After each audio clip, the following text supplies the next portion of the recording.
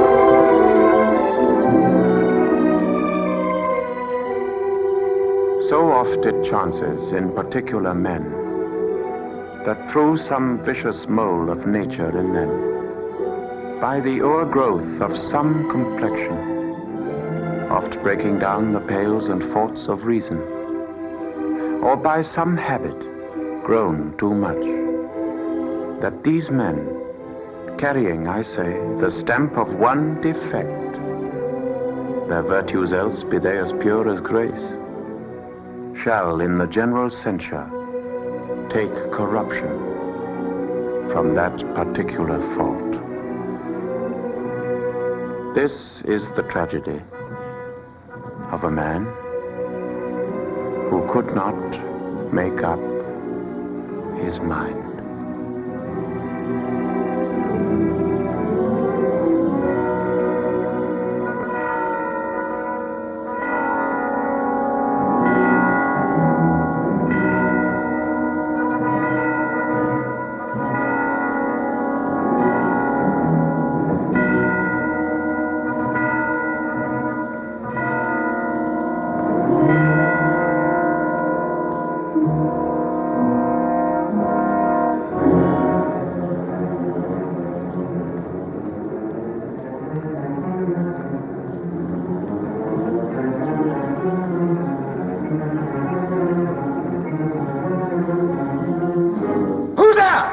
answer me. Stand and unfold yourself. Long live the king. Bernardo, He. you come most carefully upon your hour. It is now struck 12. Get thee to bed, Francisco. For this relief, much thanks. It is bitter cold. I'm sick at heart. Have you had quiet guard? Not a mouse stirring. Well, good night. If you do meet Horatio and Marcellus, the rivals of my watch, bid them make haste. I think I hear him. Stand ho, who's there? Friends to this ground, and liegemen to the day. Give you a good night. Farewell, honest soldier. Who has relieved you? Bernardo at my place. Give you a good night. Hello, Bernardo. Say, what, is Horatio there? A piece of him. Welcome, Horatio. Welcome, good Marcellus. What? Has this thing appeared again tonight? I've seen nothing. Horatio says 'tis but our fantasy, and will not let belief take hold of him, touching this dreaded sight, twice seen of us. Therefore, I've entreated him along with us to watch the minutes of this night, that if again this apparition comes, he may approve our eyes and speak to it. Tush, 'twill not appear. Sit down a while. Let us once again assail your ears that are so fortified against our story. What we 2 nights have seen. Well, sit we down, and let us hear Bernardo speak of this. Last night of all, when yon same star that's westward from the pole had made his course into that part of heaven where now it burns, Marcellus and myself, the bell then beating 1. Peace! Break me off. Look when it comes again! In the same figure like the dead king, Hamlet. Thou art a scholar. Speak to it, Horatio. Looks it not like the king? Mark it, Horatio. Most like. It harrows me with fear and wonder. It would be spoke to. Question it, Horatio. If thou hast any sound or use of voice, speak to me. If there be any good thing to be done, that may to thee do ease and grace to me, oh, speak.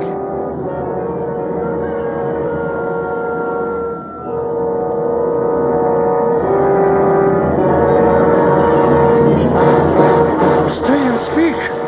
Stop it, Marcellus! 'Tis here! It's here!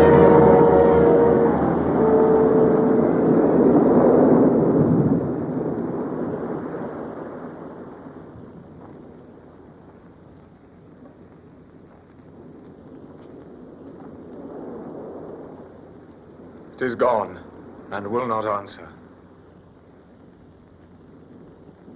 How now, Horatio? You tremble and look pale. Is not this something more than fantasy? What think you on? Before my God, I might not disbelieve without the sensible and true avouch of mine own eyes. Is it not like the king? As thou to thyself. It is strange. It was about to speak when the cock crew. Then it started like a guilty thing upon a fearful summons.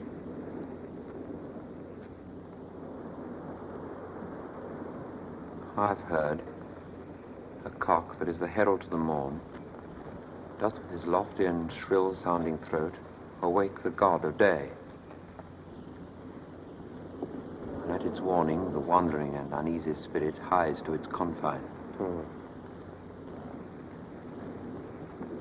Faded on the crowing of the cock.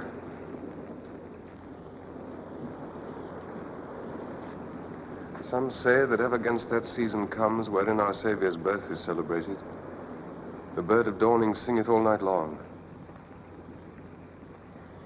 And then they say no spirit can walk abroad. The nights are wholesome then. No planet strike, no fairy takes, nor witch hath power to charm. So hallowed and so gracious is the time. So have I heard, and do in part believe it. But look, the morn in russet mantle clad walks o'er the dew of yon high eastern hill. Break we our watch up, and by my advice, let us impart what we've seen tonight unto young Hamlet. For upon my life, this spirit dumb to us will speak to him. Let's do it, I pray. Something is rotten in the state of Denmark.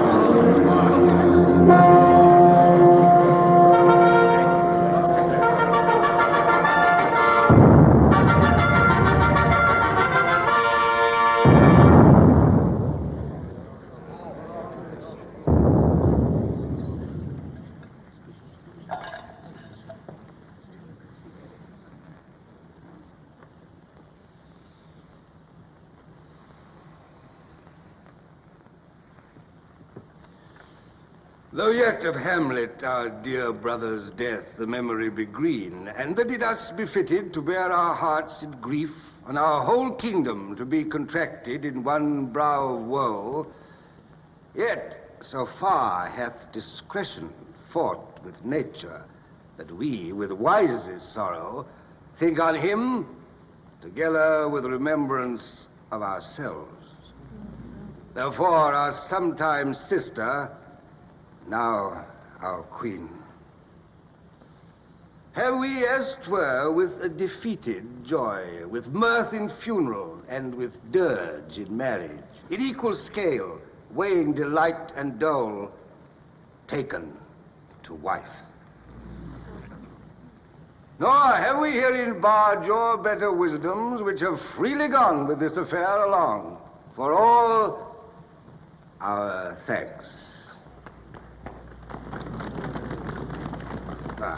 And now, Laertes, what's the news with you? You told us of some suit. What is, Laertes?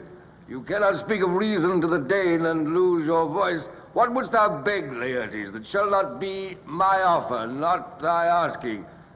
The head is not more native to the heart, the hand more instrumental to the mouth, than is the throne of Denmark to thy father.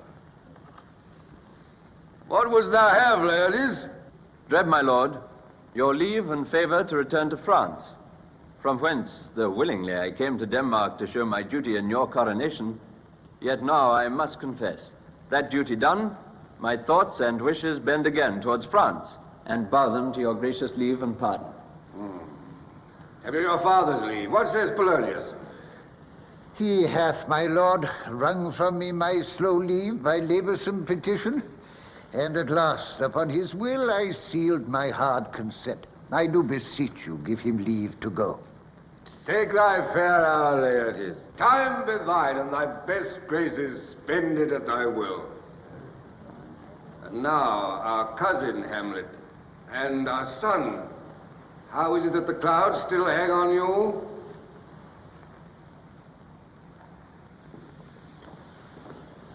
Good Hamlet, cast thy nighted colour off, and let thine eye look like a friend on Denmark. Do not forever with thy lowered lids seek for thy noble father in the dust. Thou know'st 'tis common. All that lives must die, passing through nature to eternity. Aye, madam, it is common. If it be, Why seems it so particular with thee? Seems, madam? Nay, it is, I know not seems. 'Tis not alone my inky cloak, good mother, nor customary suits of solemn black, together with all forms, modes, shows of grief that can denote me truly. These indeed seem, for they are actions that a man might play. But I have that within which passeth show, these but the trappings and the suits of woe. 'Tis sweet and commendable in your nature, Hamlet, to give these mourning duties to your father. But you must know, your father lost a father, that father lost his, and the survivor bound in filial obligation for some term to do obsequious sorrow. But to persist in obstinate condolement is a course of impious stubbornness. 'Tis unmanly grief, a fault to heaven, a fault against the dead, a fault to nature, to reason, most absurd, whose common theme is death of fathers, and who still hath cried from the first corpse till he that died today, this must be so. Why should we, in our peevish opposition, take it to heart? We pray you throw to earth this unprevailing woe, and think of us as of a father. For let the world take note, you are the most immediate to our throne, and with no less nobility of love than that which dearest father bears his son, do I impart towards you.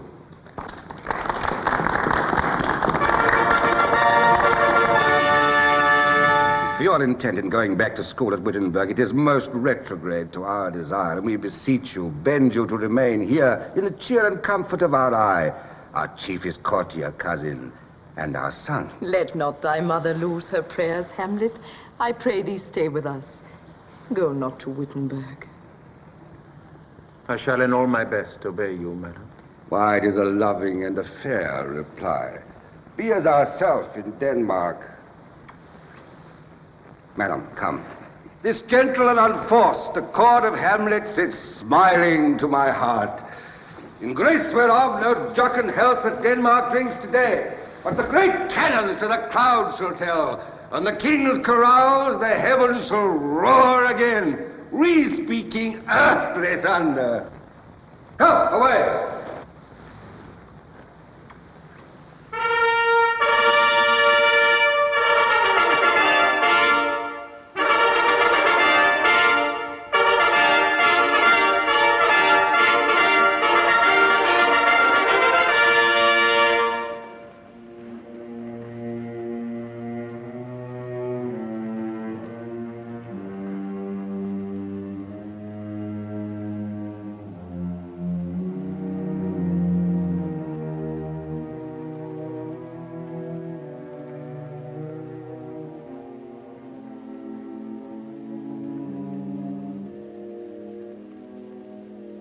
Oh, that this too solid flesh would melt, thaw, and resolve itself into a dew. Or that the everlasting had not fixed his cannon against self-slaughter. Oh, God, God, how weary, stale, flat, and unprofitable seem to me all the uses of this world. Fie on't, ah, fie. 'Tis an unweeded garden that grows to seed. Things rank and gross in nature possess it merely. That it should come to this, but 2 months dead. Nay, not so much, not 2. So excellent a king that was to this Hyperion to a satyr. So loving to my mother that he might not suffer the winds of heaven visit her face too roughly. Heaven and earth must I remember? Why she would hang on him as if increase of appetite had grown by what it fed on, and yet within a month. Let me not think on it. Frailty, thy name is woman. A little month, or ere those shoes were old with which she followed my poor father's body, like Niobe, all tears. Why she, even she, O God, a beast that once discourse of reason would have mourned longer, married with my uncle, my father's brother, but no more like my father than I to Hercules. Within a month, she married. O most wicked speed to post with such dexterity to incestuous sheets. It is not, nor it cannot come to good, but break my heart, for I must hold my tongue.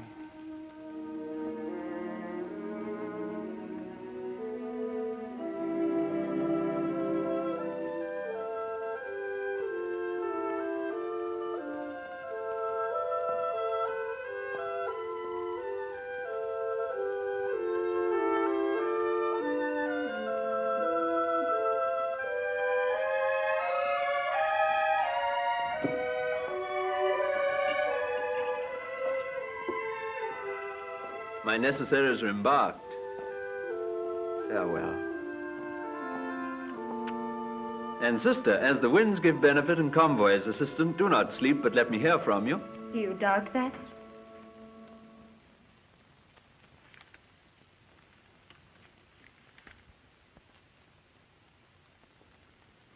For Hamlet and the trifling of his favor.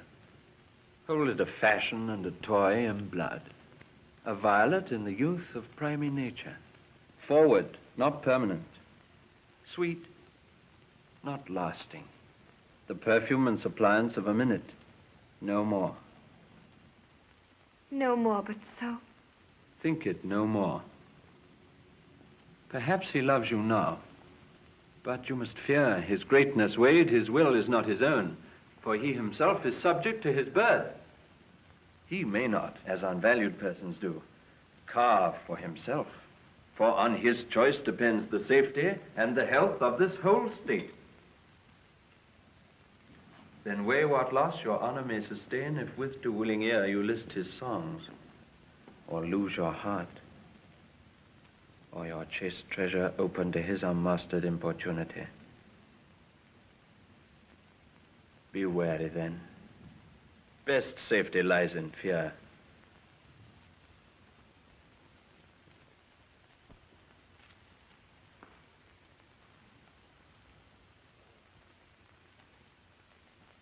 I shall the effect of this good lesson keep, as watchman to my heart.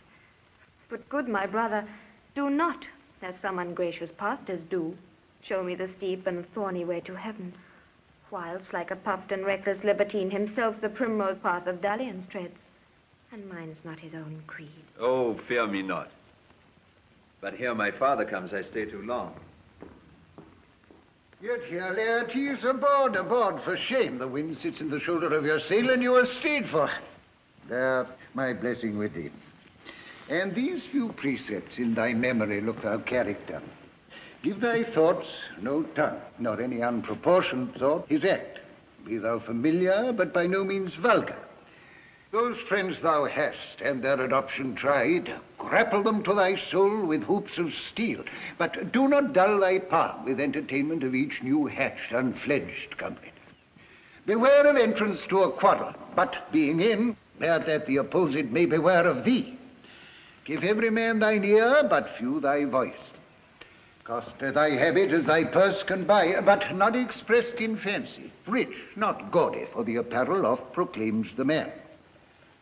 Neither a borrower nor a lender be, for loan oft loses both itself and friend, and borrowing dulls the edge of husbandry. This above all, to thine own self be true, and it must follow as the night the day, thou canst not then be false to any man. Farewell, my blessing season this in thee. Most humbly do I take my leave, my lord. The time invites you, go. Farewell, Ophelia. And remember well what I said to you. 'Tis in my memory locked, and you yourself shall keep the key of it. Farewell.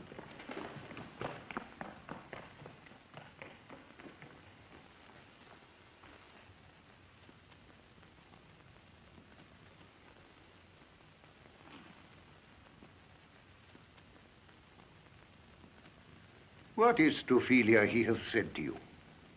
So please you, something touching the Lord Hamlet. Mary, well bethought.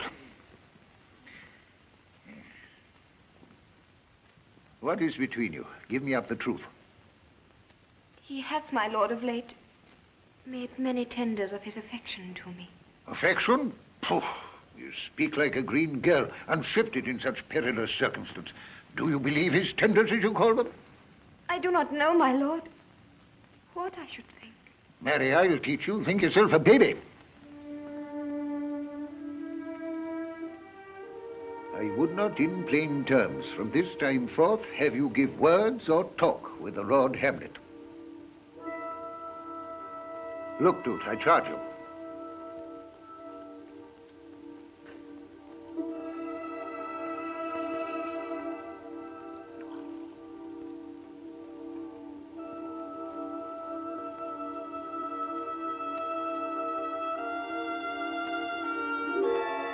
Come your ways.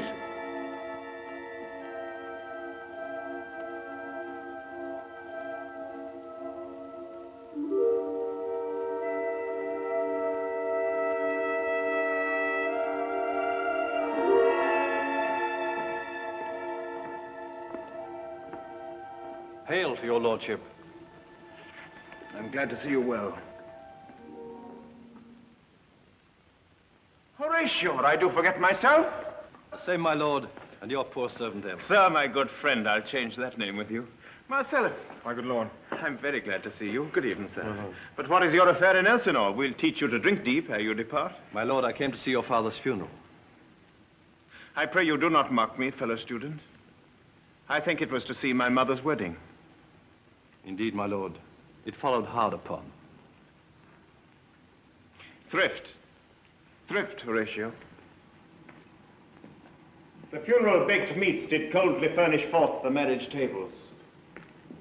Would I had met my dearest foe in heaven, or ever I had seen that day, Horatio. My father. Methinks I see my father. Where, my lord?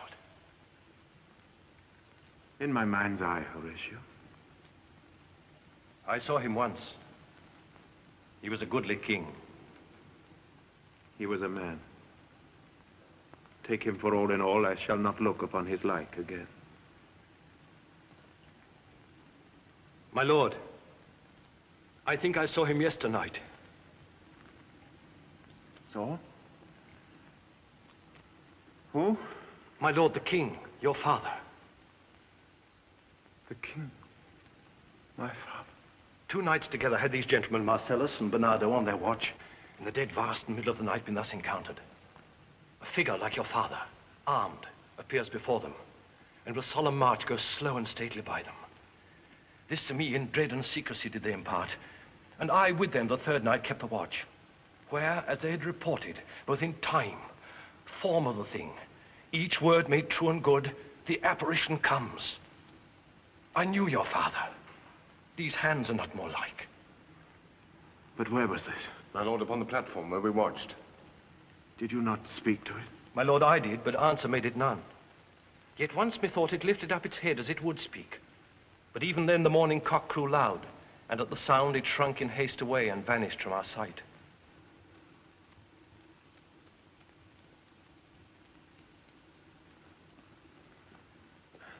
It is very strange. As I do live, my honored lord, 'tis true. And we did think it writ down in our duty to let you know of it. Indeed, sirs. But this troubles me. Hold you the watch tonight? We do, my lord. Armed, say you? Armed, my lord. From top to toe? My lord, from head to foot. Then you saw not his face? Oh, yes, my lord. He wore his visor up.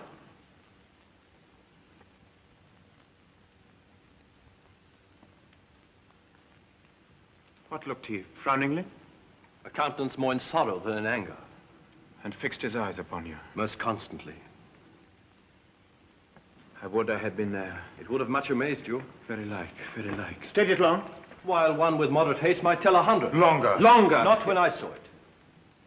His beard was grizzled, no? It was as I've seen it in his life. A sable silver. I will watch tonight. Perchance will walk again. I warrant it will. I pray you all, if you have hitherto concealed this sight, and whatsoever else shall hap tonight, give it an understanding, but no tongue. I will requite your love, so fare you well. Upon the platform, twixt 11 and 12, I'll visit you. Adieu, Your loves as mine to you. Farewell. My father's spirit, in arms.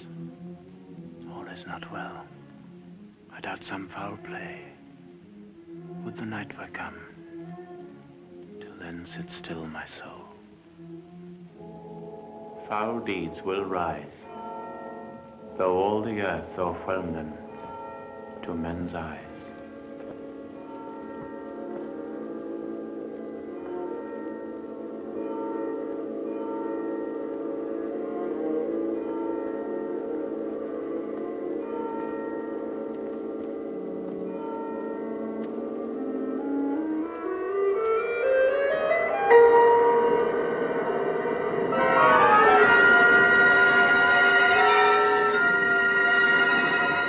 Bite shrewdly. It is very cold. It is a nipping and an eager air.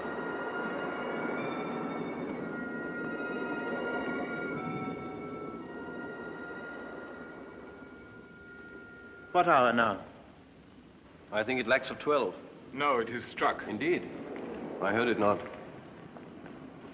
Then draws near the season wherein the spirit has his wont to walk.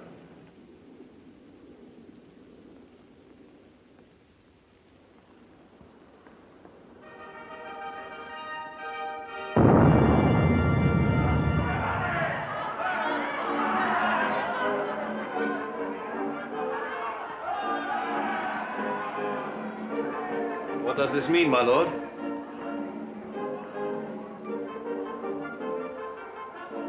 The king doth wake tonight and makes carouse, keeps wassail and the swaggering upspring reels, and as he drains his draughts of Rhenish down, the kettle drum and trumpet thus bray out the triumph of his pledge. Is it a custom? Aye, merry is it. But to my mind, though I am native here and to the manor born, it is a custom more honored in the breach than the observance. This heavy-headed revel, east and west, makes us traduced and mocked by other nations. They call us drunkards, and with swinish phrase soil our reputation. And indeed, it takes from our achievements, though performed at height.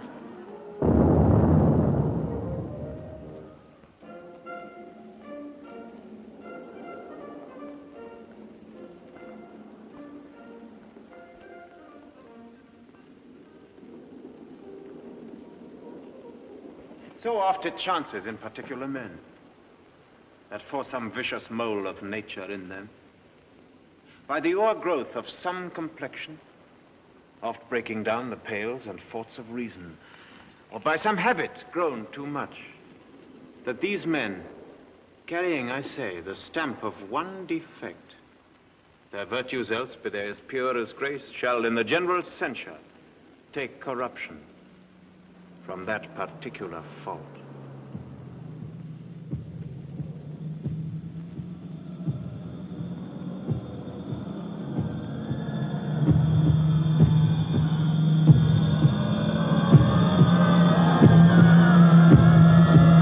Angels and ministers of grace defend us. Look, my lord, it comes!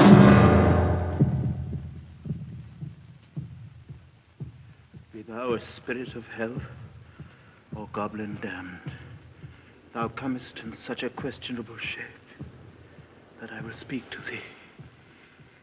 I'll call thee Hamlet, King,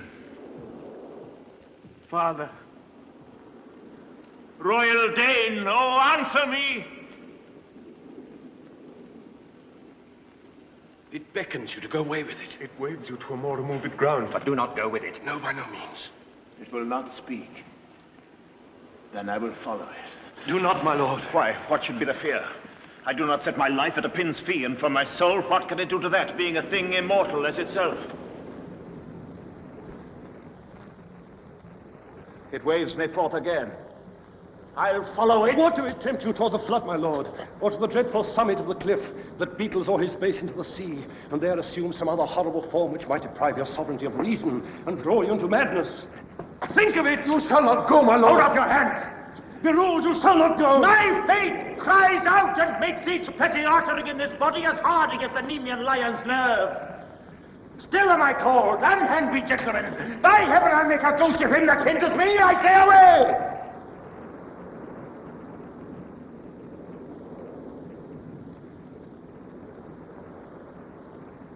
Go on. I'll follow thee.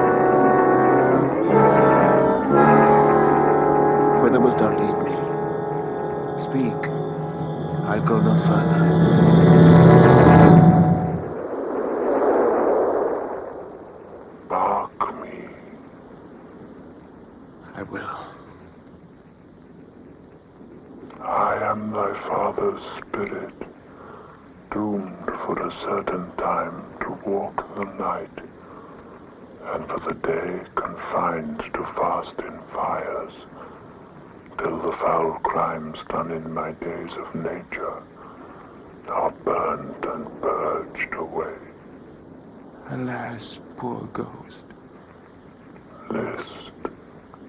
List, oh list, if thou didst ever thy dear father love.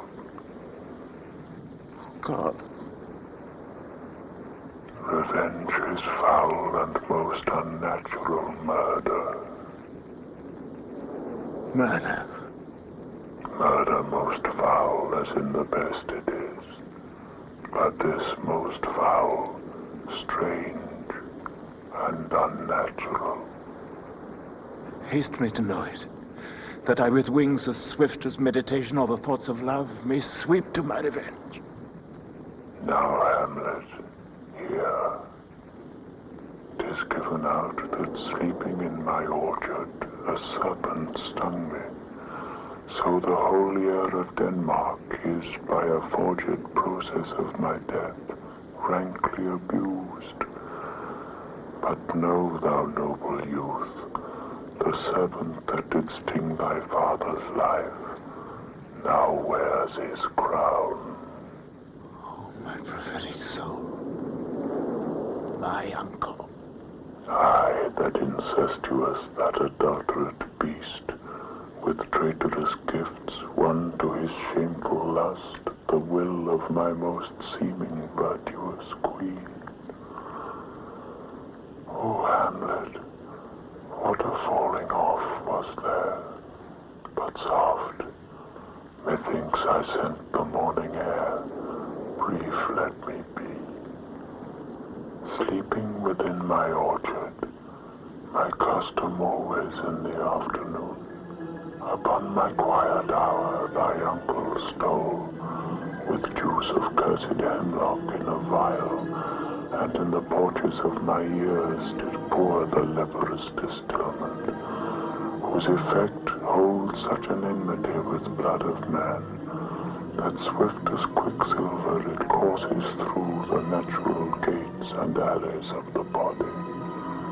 Thus was I sleeping by a brother's hand, of life, of crown, of queen, at once dispatched, cut off, even in the blossoms of my sin, no reckoning made, but sent to my account with all my imperfections on my head.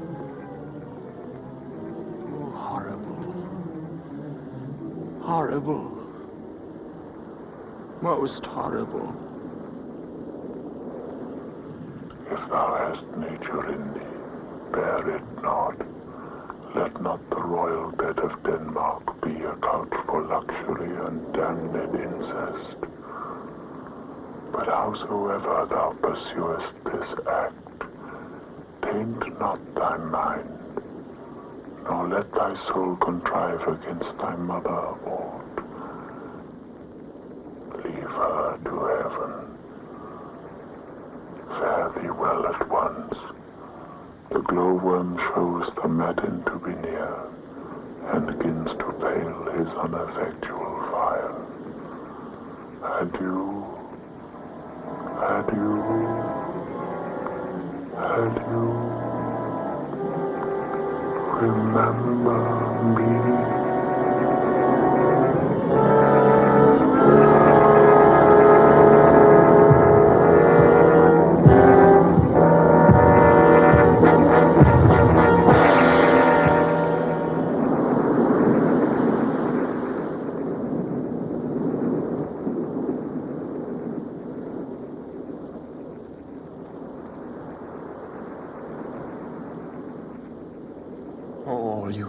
Of heaven.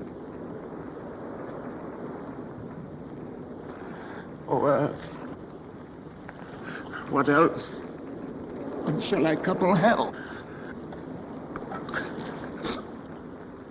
Hold my heart. Remember thee. Aye, thou poor ghost, while memory holds a seat in this distracted globe. Remember thee? Yea, from the table of my memory I'll wipe away all trivial fond records that youth and observation copied there, and thy commandment all alone shall live within the book and volume of my brain, unmixed with baser matter. Yes, by heaven! Most pernicious woman. Oh, villain! Villain! Smiling, damned villain. So, uncle, there you are. Now to my word. It is adieu, adieu. Remember me. I have sworn it. My Lord Hamlet! So be it. Hello! My Lord! Hello! Ho, boy! Come back! Come!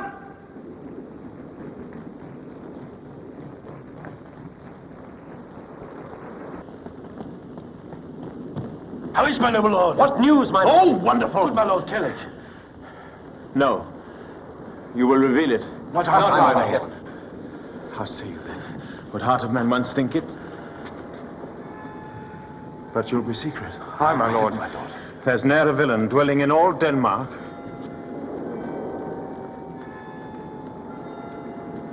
But he's an errant knave. There needs no ghost, my lord, come from the grave to tell us this. Why, right. You are in the right. And so, without more circumstance at all, I hold it fit to be shake hands and part. You, as your business and desire, shall point you, for every man hath business and desire, such as it is. And for mine own poor part, look you, I go pray. These are but wild and whirling words, my lord. I'm sorry they offend you, heartily. Yes, faith, heartily. There's no offence, my lord. Yes, by St. Patrick, but there is, Horatio, and much offence too. Touching this vision here, it is an honest ghost, that let me tell you. For your desire to know what is between us, or master it as you may. And now, good friends, as you are friends, scholars and soldiers, give me one poor request. What is, my lord? We will. Never make known what you have seen tonight. My lord. We will not. Never, my lord. Swear it. In faith, my lord. Not I, my lord, in faith. On my sword. We've sworn, my lord, already. Indeed, upon my sword, indeed. Oh, day and night, but this is wondrous strange. And therefore, as a stranger, give it welcome. There are more things in heaven and earth, Horatio, than are dreamt of in your philosophy. But come. Never, so help you mercy.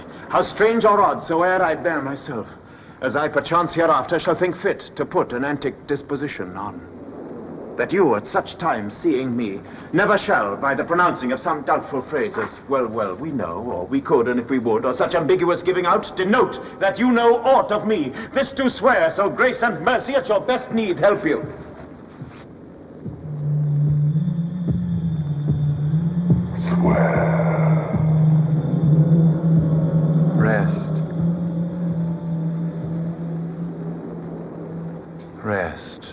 turbid spirit. So, gentlemen, with all my love, I do commend me to you. And what so poor a man as Hamlet is may do to express his love and friending to you, God willing shall not lack. Go in and still your fingers on your lips, I pray. The time is out of joint.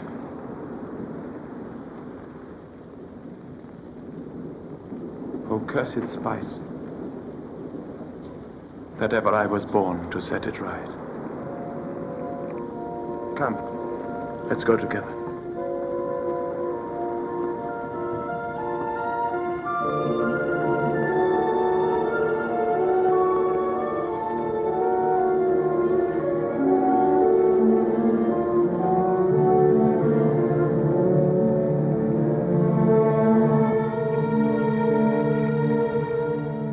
As I was sewing in my closet,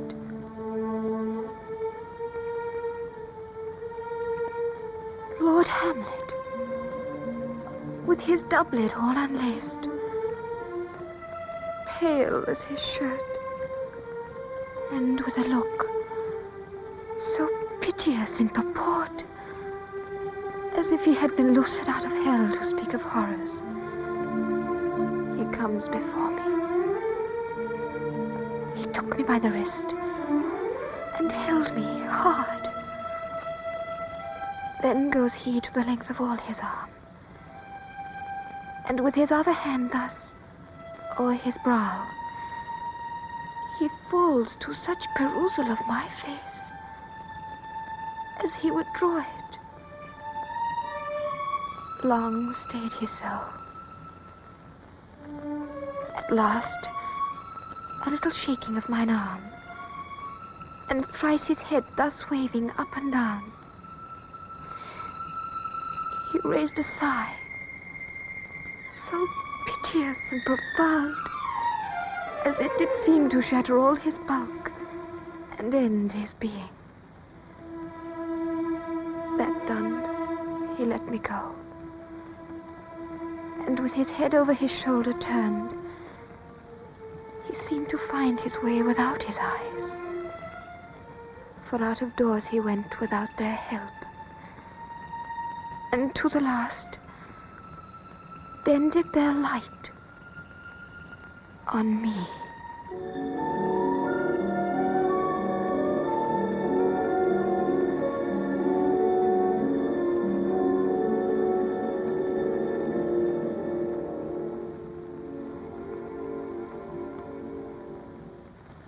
My liege and madam, to expostulate what majesty should be, what duty is, why day is day, night, and time is time, were nothing but to waste night, day, and time. Therefore, since brevity is the soul of wit, and tediousness the limbs and outward flourishes, I will be brief. Your noble son is mad. Mad, call I it, for to define true madness, but is but to be nothing else but mad. More matter with less art. Madam, I swear I use no art at all. And that he is mad, 'tis true. 'Tis true, 'tis pity, and pity 'tis true. A foolish figure, but farewell it, for I will use no art. Thus it remains, and the remainder thus append. I have a daughter, while she is mine, who in her duty and obedience, mark, hath given me this. Now gather and surmise. To the celestial and my soul's idol, the most beautified Ophelia. It's an ill phrase, a vile phrase. Beautified is a vile phrase, but you shall hear. Thus, in her excellent white bosom, these, etc. Came this from Hamlet to her? Good madam, stay a while, I will be faithful. Doubt thou the stars are fire, doubt that the sun doth move, doubt truth to be a liar, but never doubt I love. Oh, dear Ophelia, I am ill at these numbers, I have not art to reckon my groans. but that I love thee best, O most best, believe it. Adieu, thine evermore, most dear lady, while this frame is to him, Hamlet. This in obedience hath my daughter shown me, and more above hath his solicitings, as they fare out by time, by means, and place, all given to mine ear. But how hath she received his love? What do you think of me? As of a man faithful and honorable. I would fain prove so. But what might you think when I had seen this hot love on the wing? If I had looked upon this love with idle sight, what might you think? No, I went round to work, and my young mistress thus I did bespeak. Lord Hamlet is a prince. Out of thy star this must not be. And then I prescripts gave her that she should lock herself from his resort, admit no messengers, receive no tokens. And he, repulsed, a short tale to make, fell into a sadness, then into a fast, thence to a watch, thence to a weakness, thence into a lightness, and by this declension into that madness wherein now he raves, and all we mourn. Do you think 'tis this? It may be. Very likely. Hath there been such a time, I'd fain know that I have positively said 'tis so, that it proved otherwise? Not that I know. Take this from this, if this be otherwise. How may we try it further? You know, sometimes he walks for hours together here in the lobby. So he does, indeed. At such a time, I loose my daughter to him. Be you and I behind an arras then. Mark the encounter. If he love her not, and be not from his reason fallen thereon, let me be no assistant for a state, but keep a farm and cottage. We will try it. But look where sadly the poor wretch comes reading.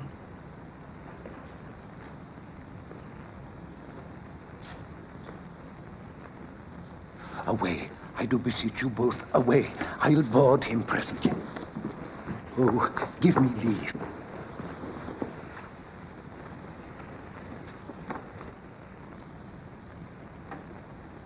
How does my good Lord Hamlet? Well, God have mercy.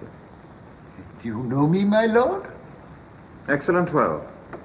You are a fishmonger. Not I, my lord. Then I would you were so honest a man. Honest, my lord? Aye, sir. To be honest, as this world goes, is to be one man picked out of 10,000. That's very true, my lord. For if the sun breed maggots in a dead dog... Have you a daughter? I have, my lord. Let her not walk with the sun. Conception is a blessing, but as your daughter may conceive, friend, look to it. How say you by that? Still harping on my daughter. Yet he knew me not at first. He said I was a fishmonger. He's far gone, far gone. I'll speak to him again.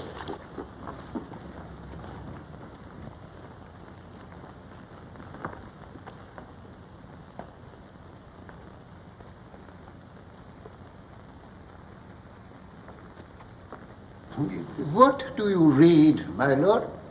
Words, words, words. What is the matter, my lord? Between who? I mean the matter that you read, my lord. Slander, sir.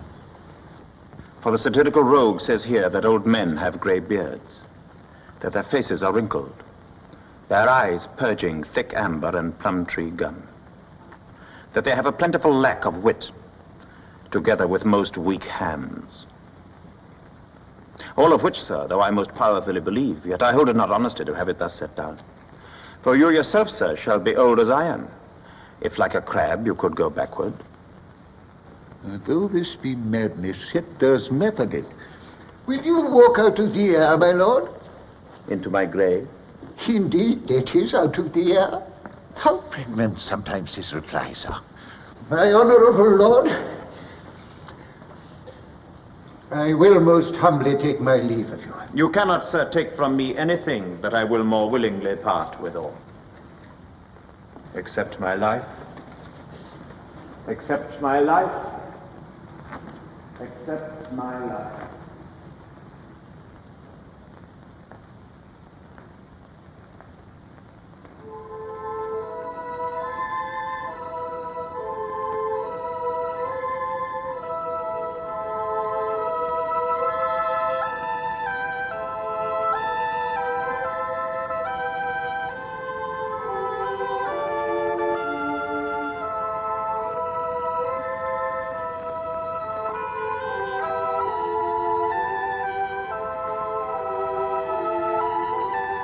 read on this book.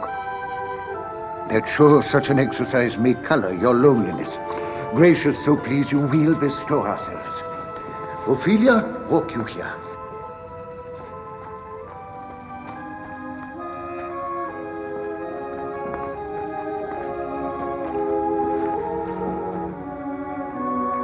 Let's withdraw, my lord.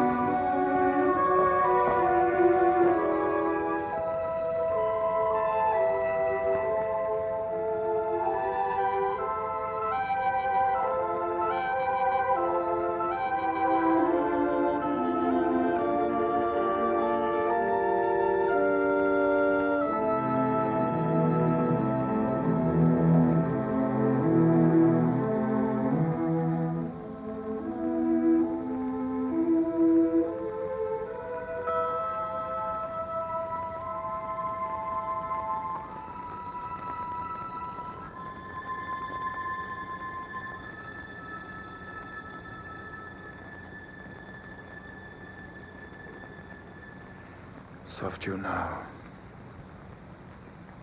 the fair Ophelia.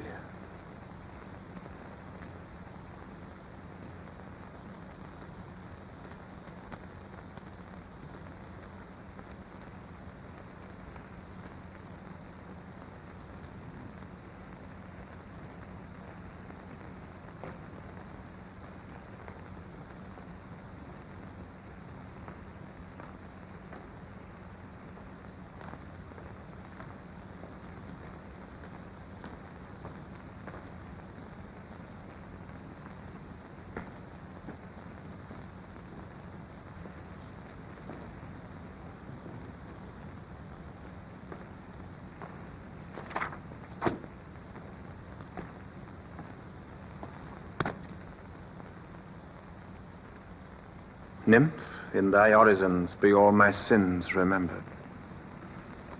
Good my lord. How does your honor for this many a day? I humbly thank you. Well, well, well. My lord, I have remembrances of yours that I have longed long to redeliver. I pray you now receive them. No, not I. I never gave you aught. My honored lord, you know right well you did. And with them words of so sweet breath composed as made the things more rich. Their perfume lost, take these again. For to the noble mind rich gifts wax poor when givers prove unkind. There, my lord.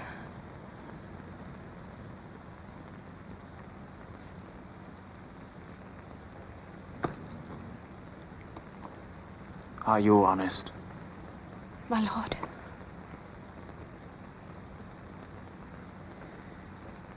I did love you once. Indeed, my lord, you made me believe so. You should not have believed me. Get thee to a nunnery. Why wouldst thou be a breeder of sinners? I am myself indifferent honest, but yet I could accuse me of such things that it were better my mother had not borne me. I am very proud, revengeful, ambitious. More offenses at my beck than I have thoughts to put them in, imagination to give them shape or time to act them in. What should such fellows as I do, crawling between heaven and earth? We are arrant knaves all, believe none of us. Go thy ways to a nunnery. Where's your father? At home, my lord. Let the doors be shut upon him, that he may play the fool nowhere but in his own house. Farewell! Oh, help me, you sweet heaven. I have heard of your paintings too well enough. God hath given you one face and you make yourselves another. You jig, you amble, you lisp, you nickname gods, creatures, and make your wantonness your ignorance. Get thee to a nunnery, and quickly too. Farewell! Or if thou wilt needs marry, marry a fool, for wise men know well enough what monsters you make of them. Go to, I know more of it! It has made me mad. I say we will have no more marriages. Those that are married already, all but one shall live. The rest shall stay as they are.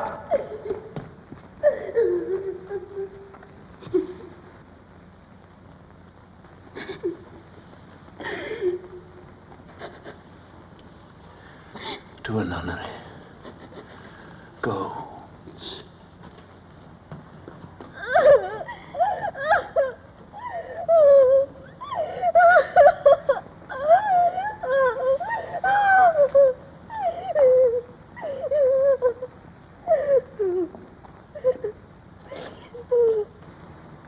Love, his affections do not that way tend. Nor what he spake, though it lacked form a little, was not like madness. There's something in his soul, o'er which his melancholy sits on brood. And I do fear the unheeded consequence will be some danger. The which to prevent, I have in quick determination thus set it down. He shall with speed to England. Haply the seas and countries different with variable objects shall expel this something settled matter in his heart. What think you on't? It shall do well, but yet I do believe the origin and commencement of his grief sprung from neglected love. How now, Ophelia? You need not tell us what Lord Hamlet said. We heard it all. My lord, do as you please. It shall be so. Madness in great ones must not unwatched go.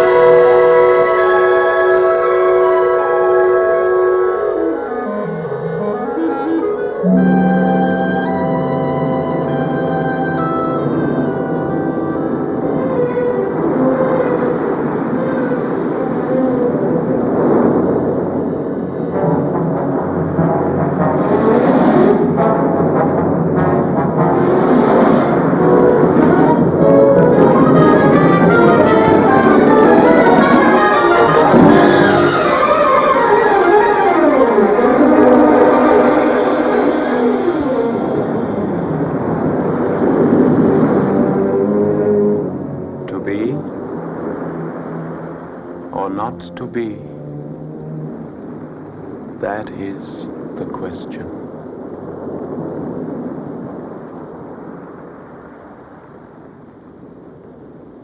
Whether it is nobler in the mind to suffer the slings and arrows of outrageous fortune, or to take arms against a sea of troubles, and by opposing end them, to die, to sleep no more, and by a sleep to say we end the heartache and the thousand natural shocks that flesh is heir to. 'Tis a consummation devoutly to be wished, to die, to sleep, to sleep. A chance to dream. Aye, there's the rub. For in that sleep of death, what dreams may come when we have shuffled off this mortal coil must give us pause. There's the respect that makes calamity of so long life. For who would bear the whips and scorns of time, the oppressor's wrong, the proud man's contumely? the pangs of despised love. The law's delays, the insolence of office, and the spurns that patient merit of the unworthy takes, when he himself might his quietus make with a bare bodkin. Who would fardels bear, to grunt and sweat under a weary life, but that the dread of something after death, the undiscovered country from whose bourne no traveler returns, puzzles the will, and makes us rather bear those ills we have than fly to others that we know not of.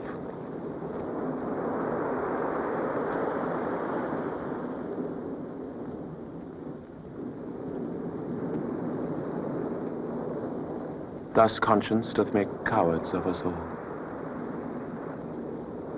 And thus the native hue of resolution is sicklied o'er with the pale cast of thought.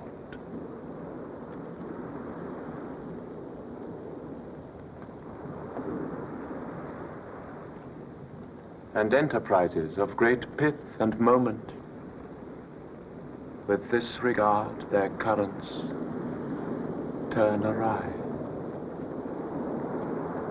and lose the name of action.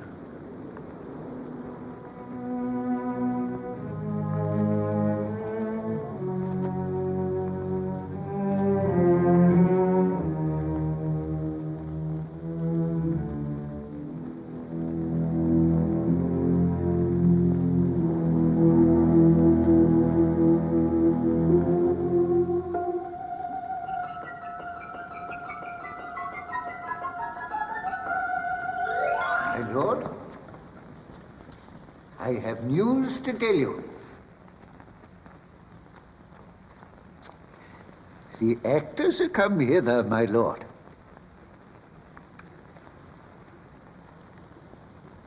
He that plays the king shall be welcome. The best actors in the world, either for tragedy, comedy, history, pastoral, pastoral comical, historical pastoral, tragical historical, tragical comical historical pastoral. Seneca cannot be too heavy, nor Plautus too light, for these are the only men.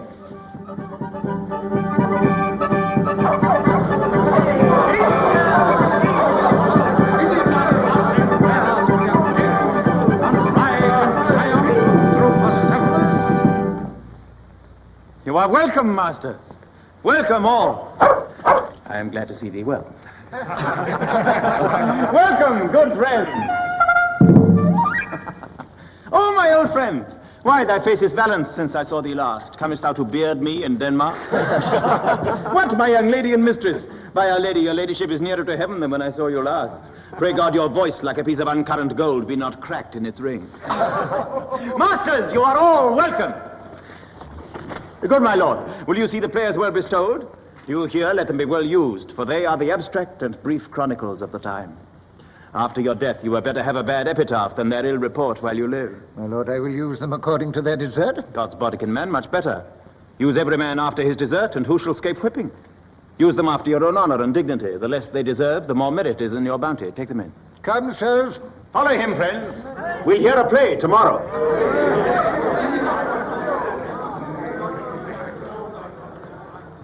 Just hear me, old friend. Can you play The Murder of Gonzago? Aye, my lord. We'll have it tomorrow night. You could, for a need, study a speech of some 12 or 16 lines that I would set down and insert in it, could you not? Aye, my lord. Very well. Follow that lord. And look you mock him not.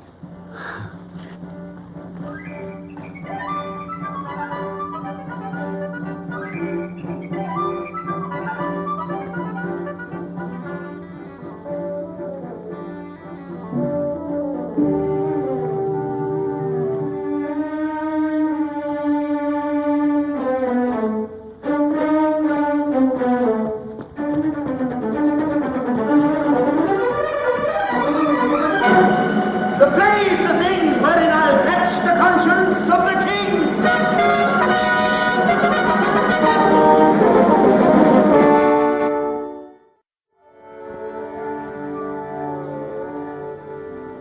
Speak the speech, I pray you, as I pronounced it to you, trippingly on the tongue. But if you mouth it, as many of your players do, I had as lief the town crier spoke my lines. No, do not saw the air too much with your hand thus, but use all gently. For in the very torrent, tempest, and as I may say, whirlwind of your passion, you must acquire and beget a temperance that may give it smoothness. Oh, it offends me to the soul to hear a robustious, periwig-pated fellow tear a passion to tatters, to split the ears of the groundlings, who for the most part are capable of nothing but inexplicable dumb shows and noise. I would have such a fellow whipped, that out Herods Herods. Pray you avoid it. I warrant your honor. Be not too tame, neither, but let your own discretion be your tutor. Suit the action to the word to the action, with this special observance, that you o'erstep not the modesty of nature. For anything so overdone is from the purpose of playing, whose end, both at the first and now, was and is to hold as 'twere the mirror up to nature, to show virtue her own feature, scorn her own image, and the very age and body of the time, his form and pressure. Now this, overdone, though it make the unskillful laugh, cannot but make the judicious grieve, the censure of which one must, in your allowance, outweigh a whole theatre of others. Oh, there be players that I have seen play, and heard others praise, and that highly, not to speak it profanely, that having neither the accent of Christians, nor the gait of pagan, Christian, nor man, have so strutted and bellowed that I have thought that some of nature's journeymen had made men and not made them well. They imitated humanity so abominably. I hope we have reformed that indifferently with us, sir. Oh, reform it altogether? And let those that play your clown speak no more than is set down for them. For there be of them that will themselves laugh to set on some barren quantity of spectators to laugh too, though in the meantime some necessary question of the play be then to be considered. That's villainous, and shows the most pitiful ambition in the fool that uses it.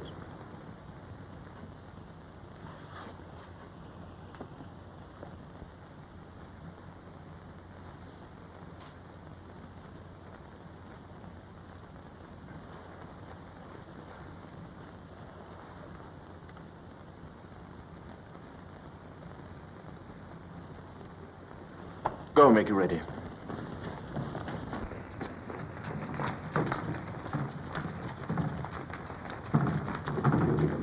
How now, my lord, will the king hear this piece of work? And the queen too, and that presently. Bid the players make haste. Aye, my lord.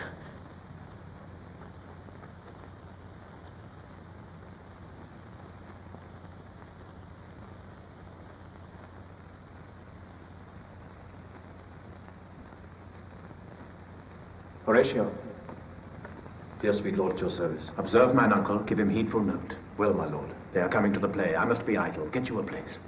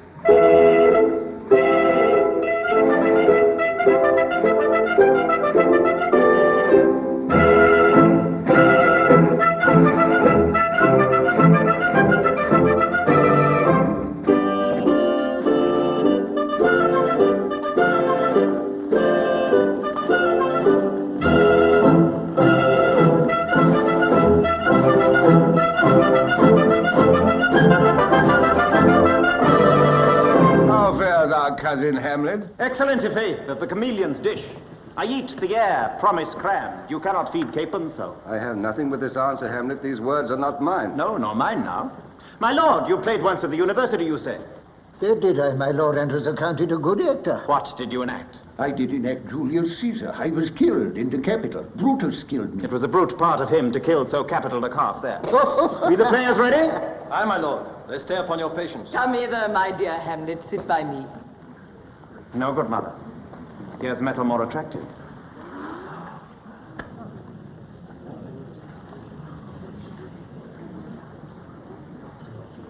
Oh, did you mark that? Lady, shall I lie in your lap? No, my lord. I mean my head upon your lap.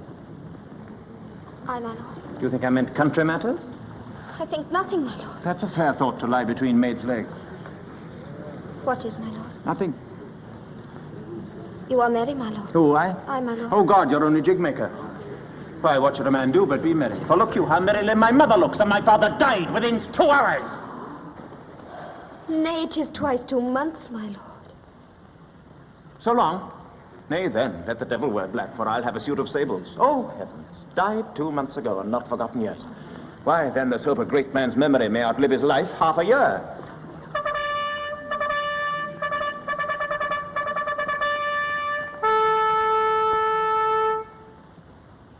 For us and for our tragedy, here stooping to your clemency, we beg your hearing patiently.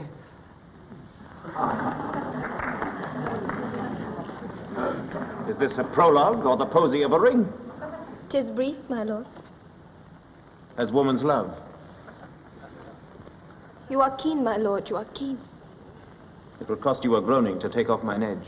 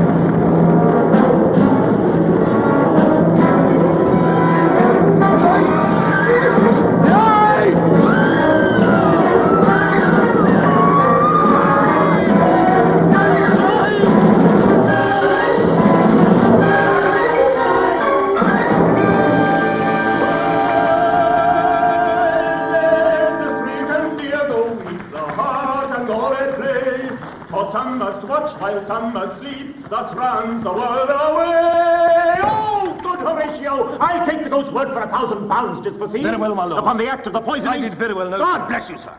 Good my lord, vouchsafe me a word with you. Sir, a whole history. The king's Aye, sir, what of him? is in his retirement marvellous distemper. With drink, sir? No, my lord, rather with choler. Your wisdom should show itself more richer to signify this to the doctor, for me to put him to his purgation will perhaps plunge him into far more choler. Good my lord, put your discourse into some frame and start not so wildly from my affair. I am tame, sir, pronounce. The queen, your mother, in most great affliction of spirit, hath sent me to you.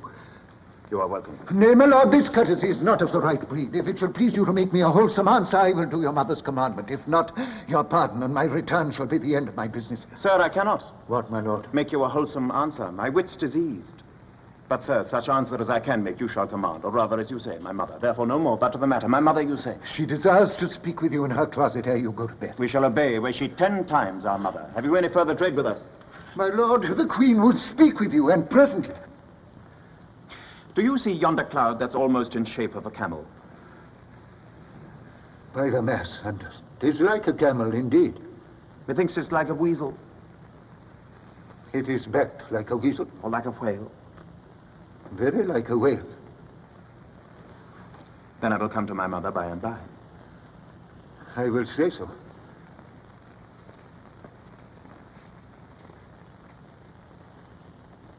By and by is easily said.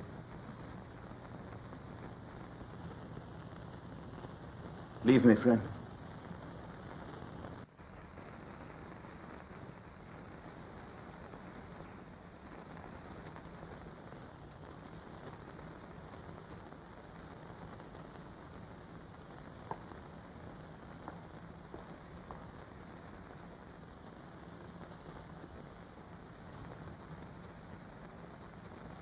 Tis now the very witching time of night, when churchyards yawn and hell itself breathes out contagion to this world.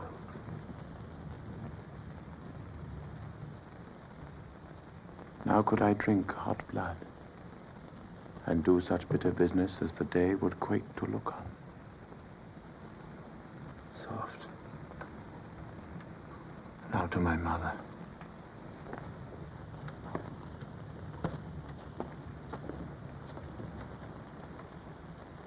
O heart, lose not thy nature. Let not ever the soul of Nero enter this firm bosom. Let me be cruel, not unnatural. I will speak daggers to her, but use none.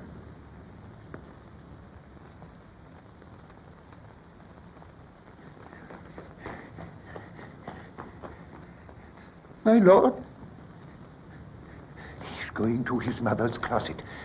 Behind the arras, I'll conceal myself to hear the process. I'll warrant she'll take him home, and as you said, and wisely was it said, 'tis meet that some more audience than a mother, since nature makes them partial, should o'erhear the speech of vantage. Fare you well, my liege. I'll call upon you ere you go to bed and tell you what I know. Thanks, dear my lord. Here.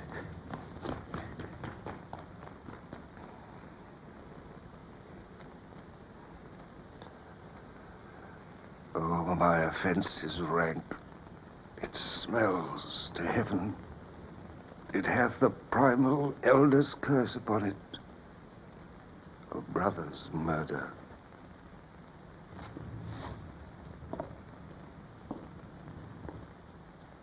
Pray, can I not, though inclination be as sharp as will,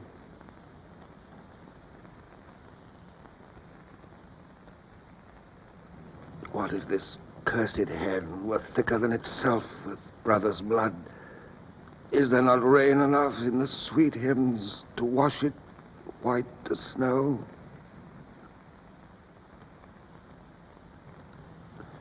Oh, what form of prayer could serve my turn?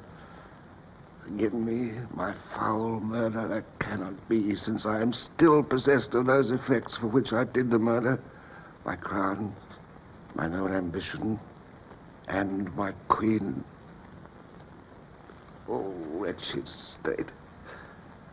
Oh, bosom black as death. death. Help, angels. All may yet be well.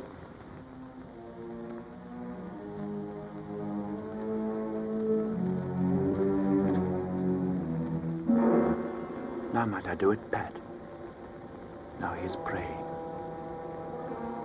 And now I'll do it.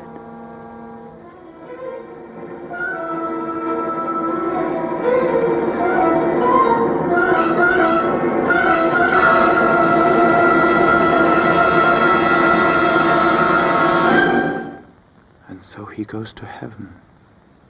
And so am I revenged. That would be thought on. A villain kills my father, and for that I, his sole son, do this same villain send to heaven. Oh, this is hire and salary, not revenge.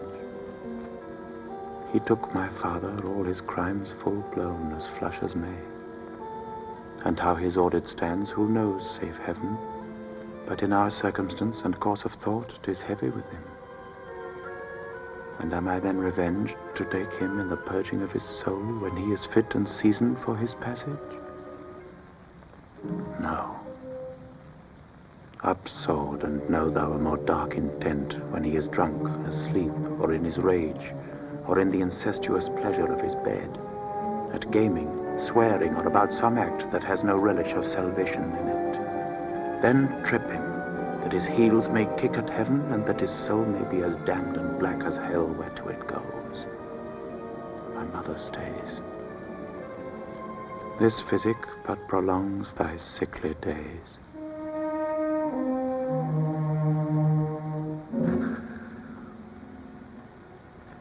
My words fly up. My thoughts remain below. Words without thoughts never to heaven go.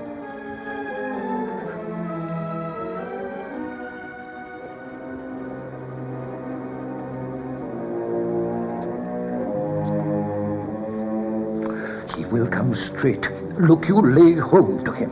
Tell him his pranks have been too broad to bear with, and that your grace hath screened and stood between much heat and him. I'll silence me in here. Pray you be round with him. Mother? Mother? Mother? I'll warrant you fear me not. Withdraw, I hear him coming.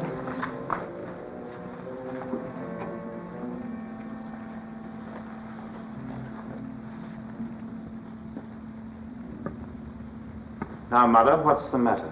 Hamlet, thou hast thy father much offended. Mother, you have my father much offended.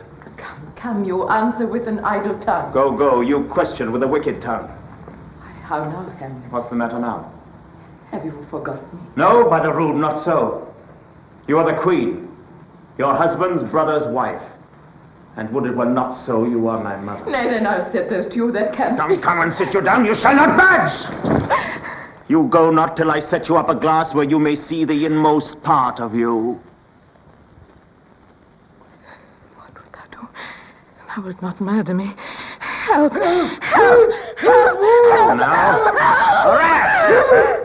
Dead for a ducat! Oh, me, what hast thou done? Nay, I know not. Is it the king? Oh, what a rash and bloody deed is this? A bloody deed. Almost as bad, good mother, as kill a king and marry with his brother. Kill a king? Aye, lady. 'Twas my word.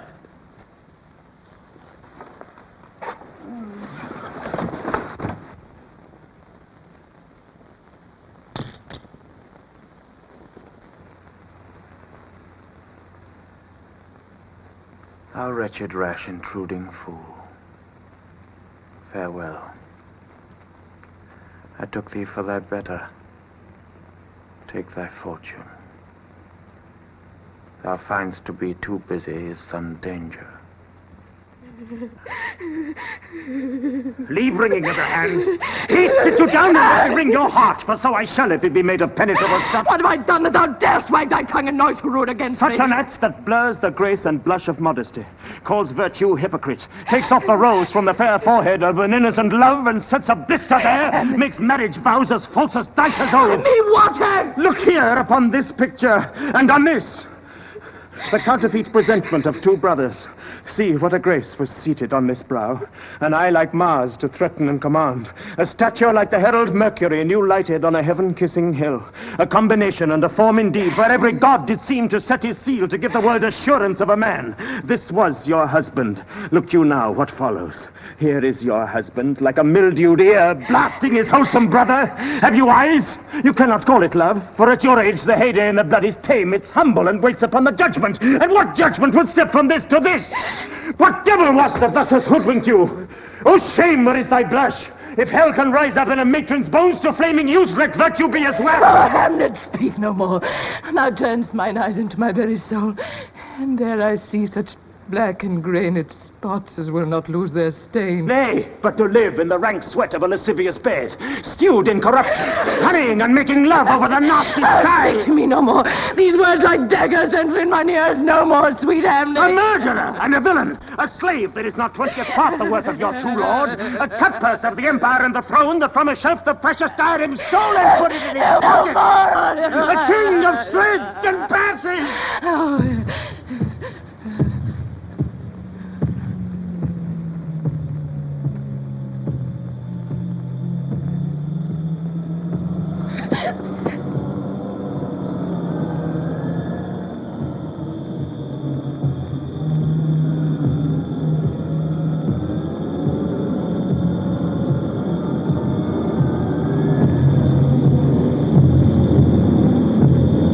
Save me and hover over me with your wings, you heavenly gods.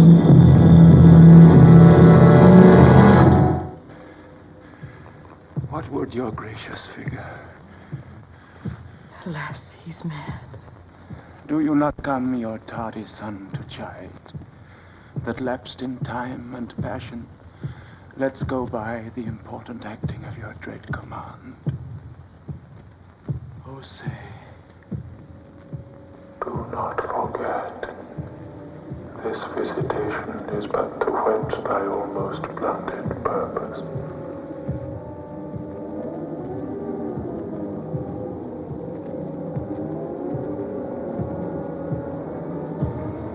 But look, amazement on thy mother sits. Oh, step between her and her fighting soul. Speak to her, Hamlet. How is it with you, lady? Alas, how is't with you, that you do bend your eye on vacancy, and with the incorporeal air do hold discourse? O gentle sun, upon the heat and flame of thy distemper sprinkle cool patience. Whereon do you look? On him. On him. Look you how pale he glares. His form and cause conjoined, preaching to stones, would make them sensitive. Do not look upon me, lest with this piteous action you convert my stern intents. So I shed tears, not blood. To whom do you speak this?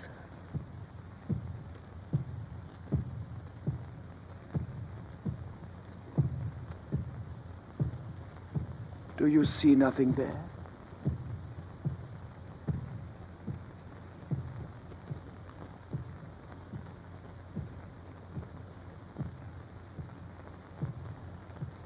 Nothing at all. Yet all there is, I see. Nor do you nothing here? No, nothing but ourselves. Why, look you there. Look where it steals away. My father in his habit as he lived. Look where he goes, even now, out at the portal.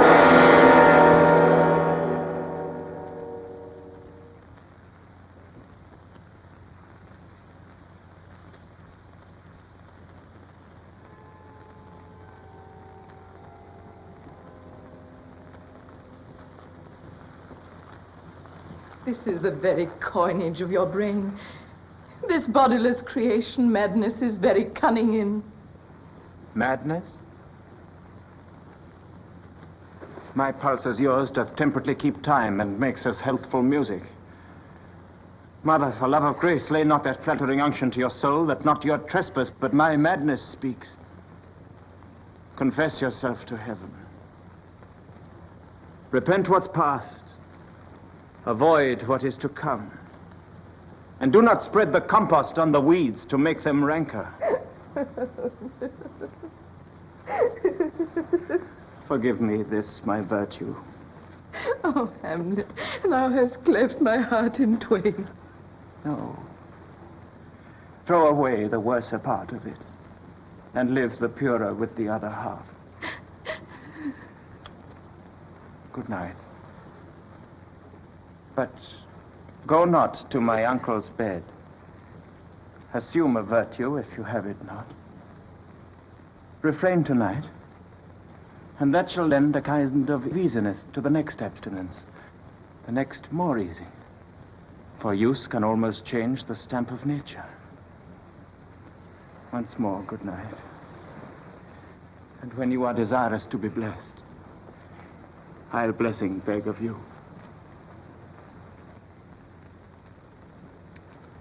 I must be cruel, only to be kind.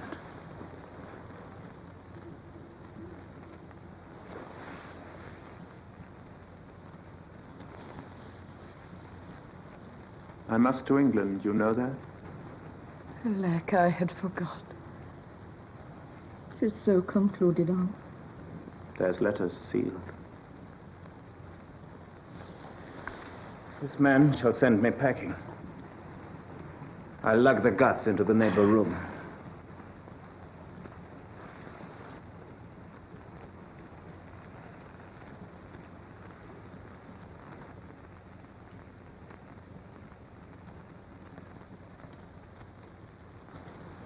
Indeed, this counselor is now most still, most secret, and most grave.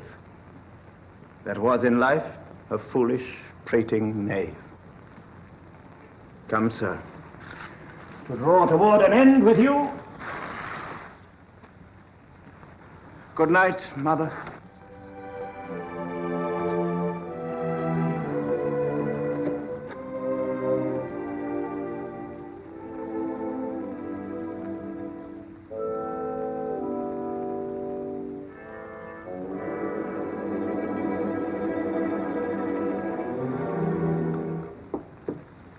Now, Hamlet, where's Polonius? At supper. At supper? Where? Not where he eats, but where he is eaten. A certain convocation of politic worms are even at him. Your worm is your only emperor for diet. We fat all creatures else to fat us, and we fat ourselves for worms. Your fat king and your lean beggar is but variable service. 2 dishes, but to 1 table. That's the end. Alas, alas. A man may fish with the worm that hath eat of a king, and eat of the fish that hath fed of that worm. What dost thou mean by this? Nothing, but to show you how a king may go a progress through the guts of a beggar. Where is Polonius? In heaven. Send thither to see. If your messenger find him not there, seek him in the other place yourself. But indeed, if you find him not within this month, you shall nose him as you go up the stairs into the lobby. Go, seek him there. He will stay till you come.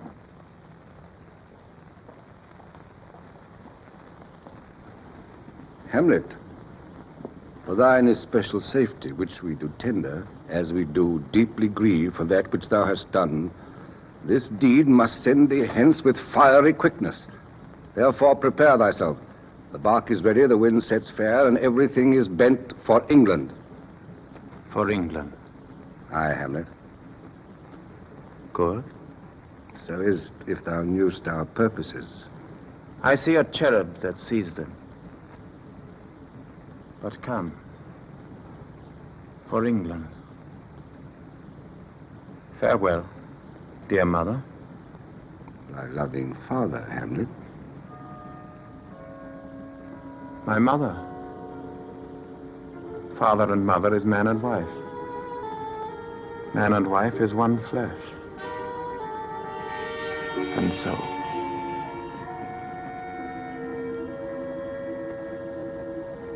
My mother.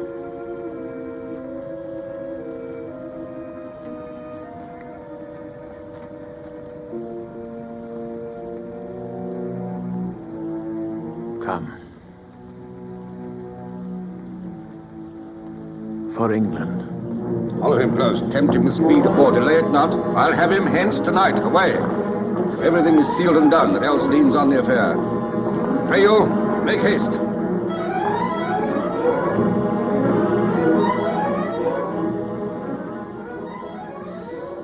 In England, if my love thou hold'st at aught, thou mayst not coldly treat our sovereign order, which imports at full the present death of Hamlet. Do it, England, for like the fever in my blood he rages, and thou must cure me. Till I know 'tis done, howe'er my haps, my joys were ne'er begun.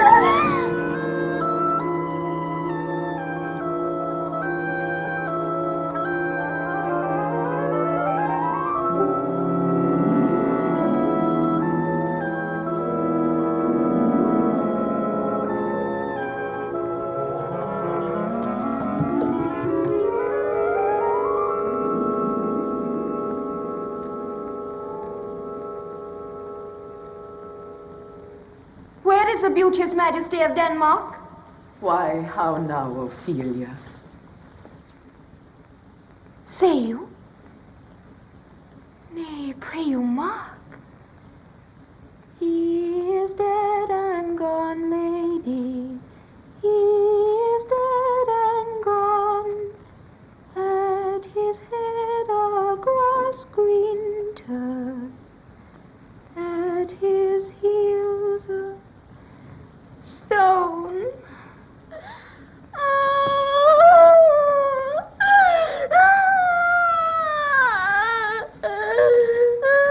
Nay, but Ophelia. Pray you, mark. White his shroud as the mountain snow. Alas, look here, my lord. Which bewept to the grave did go. With true love showers. How do you, pretty lady? Well, God heal you. They say the owl was the baker's daughter. Oh.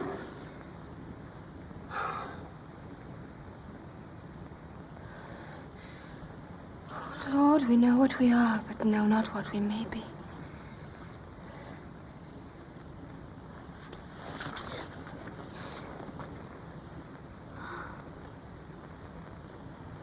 God be at your table.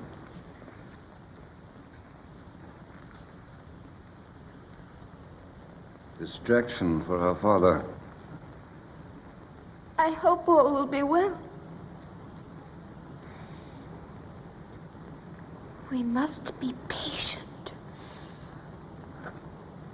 But I cannot choose but weep.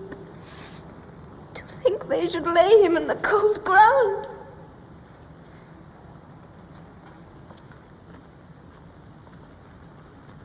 My brother shall know of it. And so I thank you for your good counsel. Come, my coach. Good night, ladies. Sweet ladies. Good night. Good night. Follow her close. Give her good watch, I pray you.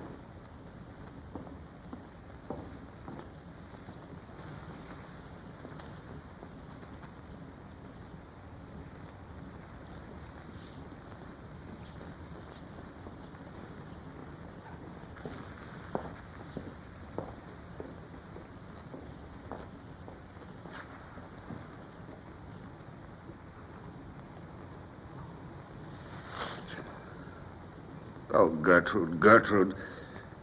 When sorrows come, they come not single spies, but in battalions. First, her father slain. Next, our son gone.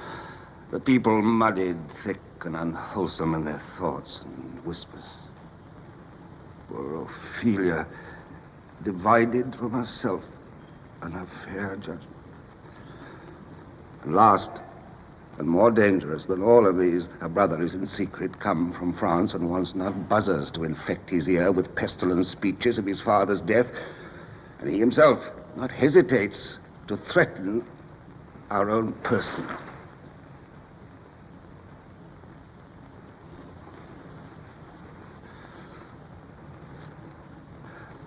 Oh, my dear Gertrude, this, like to a murdering piece, in many places gives me superfluous death.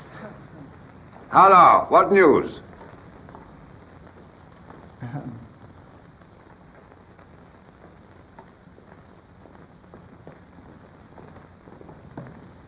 Letters, my lord, from Hamlet. From Hamlet? This to your majesty. This to the queen. Who brought them? Sailors, my lord, they say. Leave us.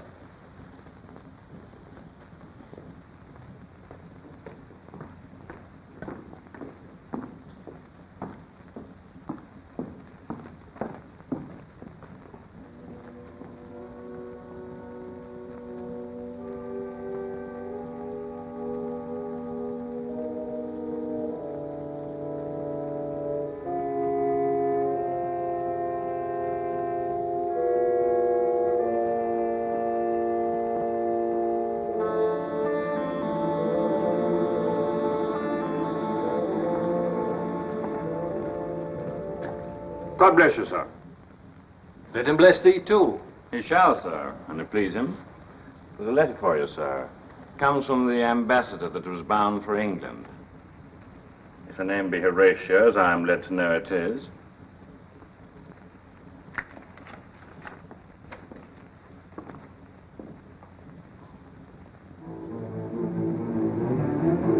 Horatio. Ere we were 2 days old at sea, a pirate, a very warlike appointment, gave us chase. Finding ourselves too slow of sail, we put on a compelled valor. And in the grapple, I boarded them. On the instant, they got clear of our ship. So I alone became their prisoner. They have dealt with me like thieves of mercy, but they knew what they did. I am to do a good turn for them. Repair thou to me with as much speed as thou wouldst fly death. These good fellows will bring thee where I am. Farewell. He that thou knowest thine. Hamlet.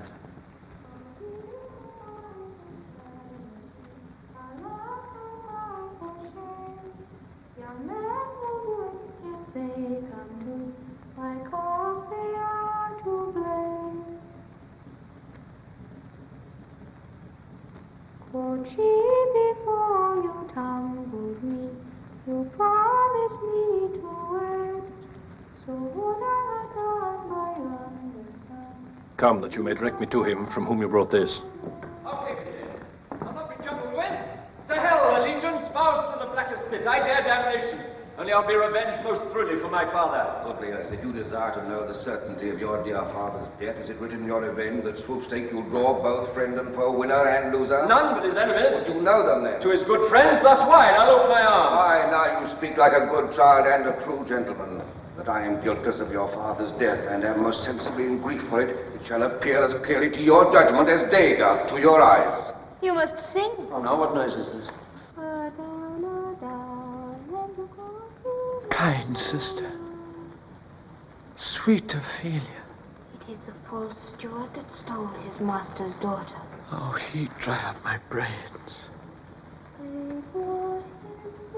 Oh, Rose of May. Oh, heavens, is it possible a young maid's wit should be as mortal as an old man's life? By heaven, thy madness shall be paid by weight, till our scale turn the beam.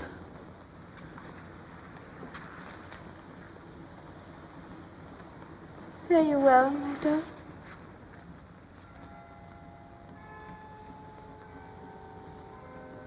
There's rosemary. That's for remembrance.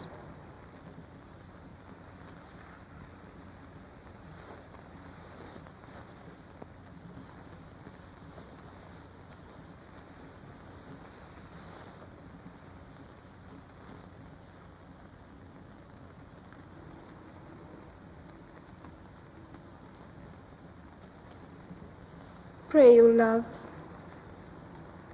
Remember.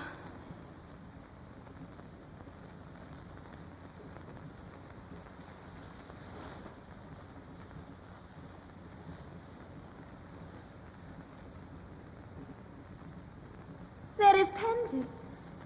That's for thoughts.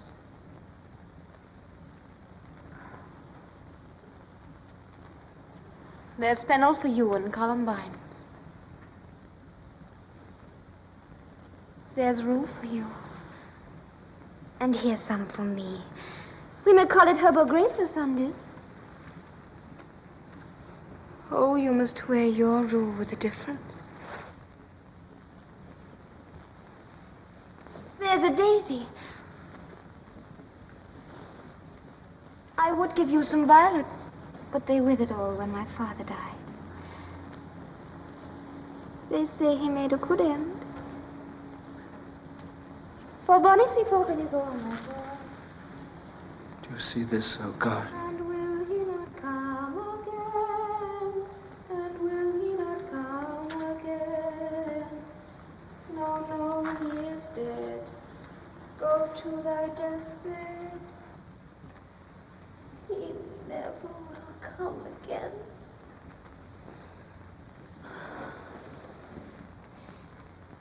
God have mercy on his soul. And of all Christian souls, I pray God.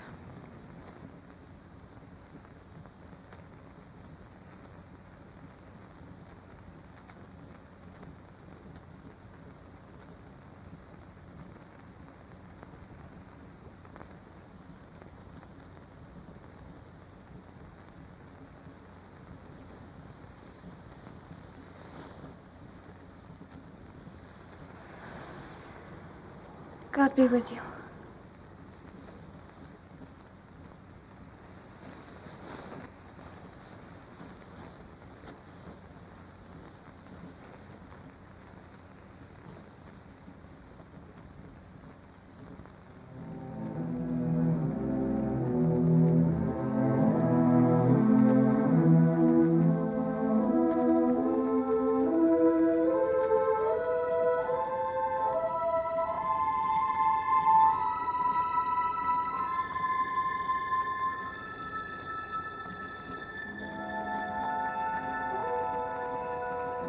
There is a willow grows aslant a brook that shows his hoar leaves in the glassy stream.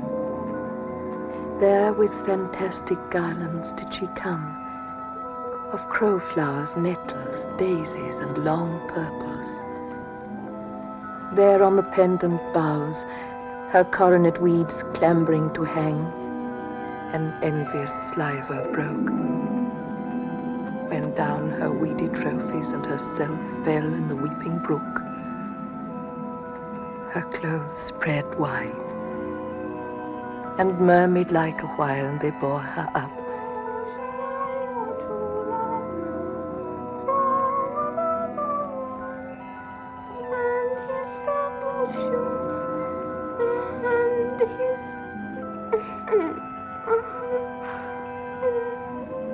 But long it could not be, till that her garments, heavy with their drink, pulled the poor wretch from her melodious lay to muddy death. Alas, then she is drowned. Drowned.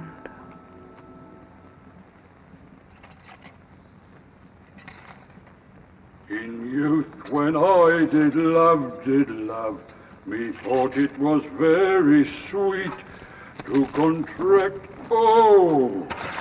the time for, my beove, methought there was nothing meet.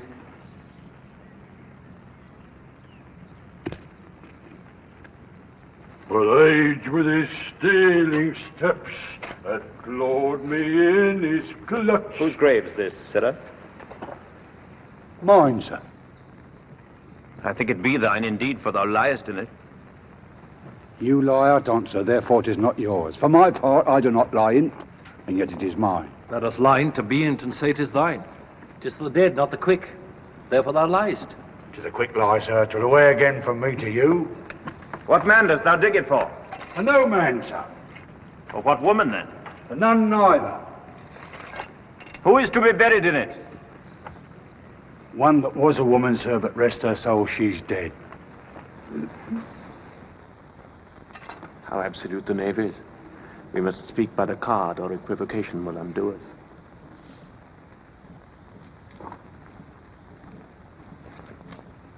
How long hast thou been grave maker?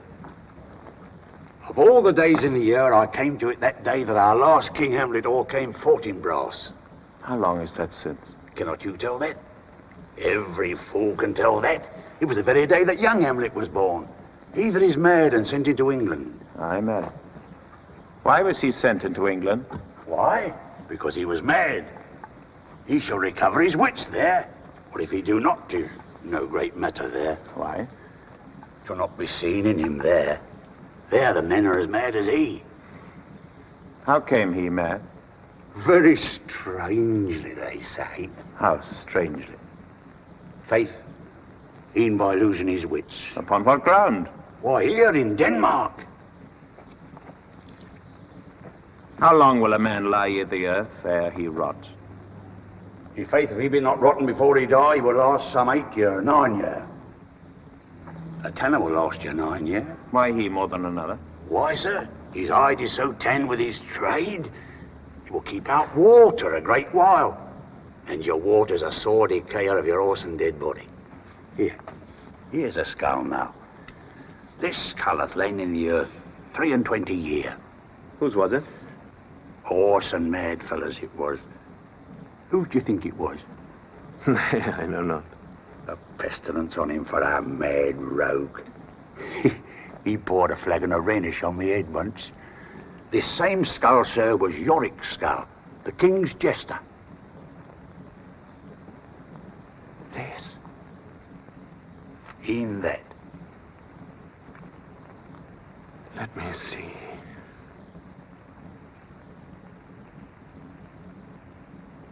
Alas, poor Yorick. I knew him, Horatio.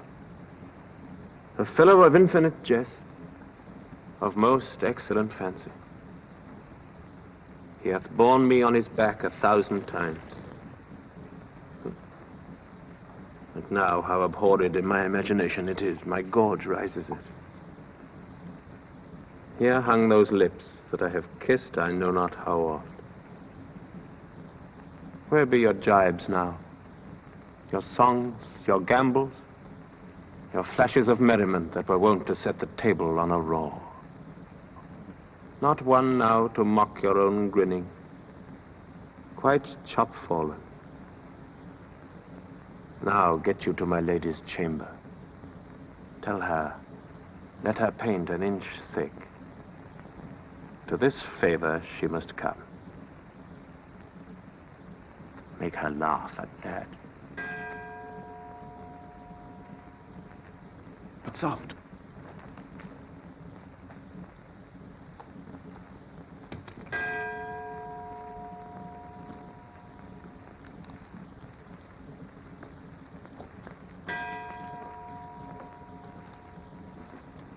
The king, the queen, the courtiers. Who is this they follow? And with such meager rites. This doth betoken the corpse they follow did with desperate hand take its own life. Mark. What ceremony else? That is Laertes, a very noble youth. Mark. What ceremony else? Her obsequies have been as far enlarged as we have warranty. Her death was doubtful, and but that great command or sways the order, she should in ground unsanctified have lodged till the last trumpet. Must there no more be done? No more be done. We should profane the service of the dead to sing a requiem and such rest to her as to peace-parted souls.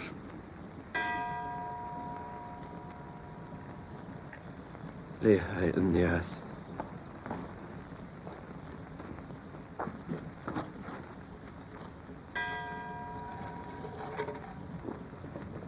And from her fair and unpolluted flesh may violets spring.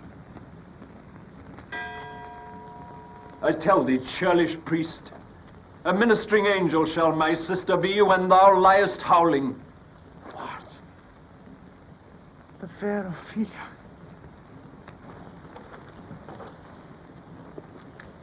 Sweets to the sweet.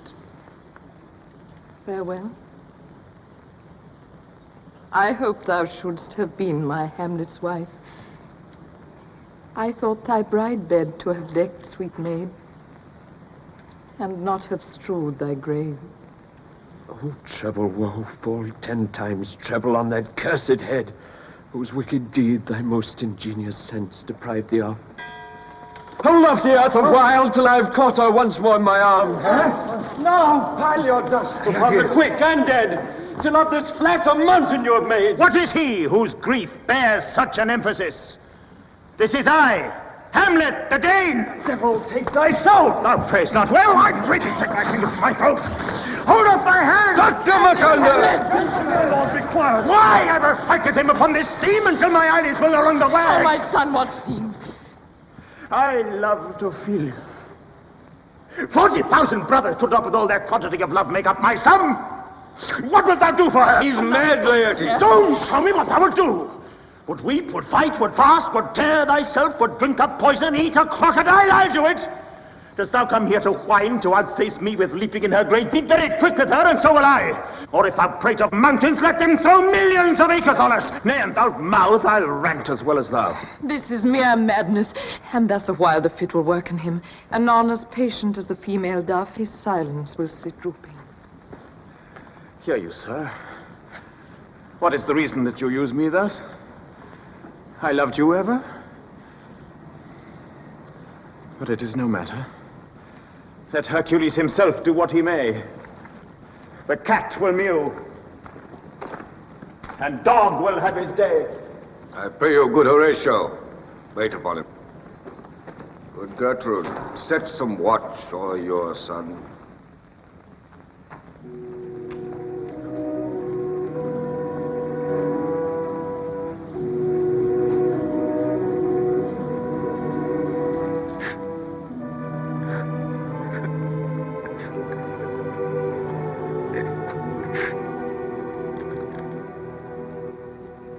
Laertes, I must commune with your grief, or you deny me right. And you must put me in your heart for friend. Where the offense is, let the great axe fall. It shall be so. But tell me why you have proceeded not against him. Oh, for 2 special reasons which may to you seem much unsinewed. Yet to me, they're strong. The queen, his mother, lives almost by his looks. And for myself, my virtue or my plague, be it either way, is she so conjunctive to my life and soul that as the star moves not but in his sphere, I could not but by her. The other motive is the great love the general people bear him, who, dipping all his faults in their affections, convert his sins to graces. And so have I, a noble father lost, a sister driven to a desperate end, whose worth, if praises may go back again, stood challenger on mount of all the age for her perfections.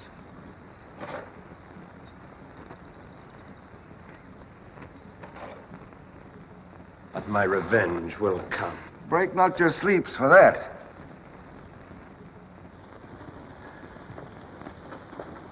You must not think that we are made of stuff so flat and dull that we can let our beard be shook with danger and think it pastime.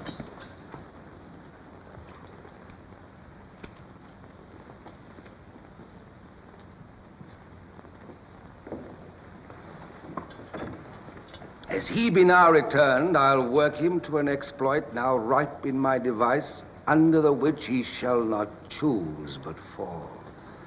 And for his death, no wind of blame shall breathe, and even his mother shall uncharge the practice and call it accident. My lord, I will be ruled more willingly if you devise it so that I might be the instrument. It falls right.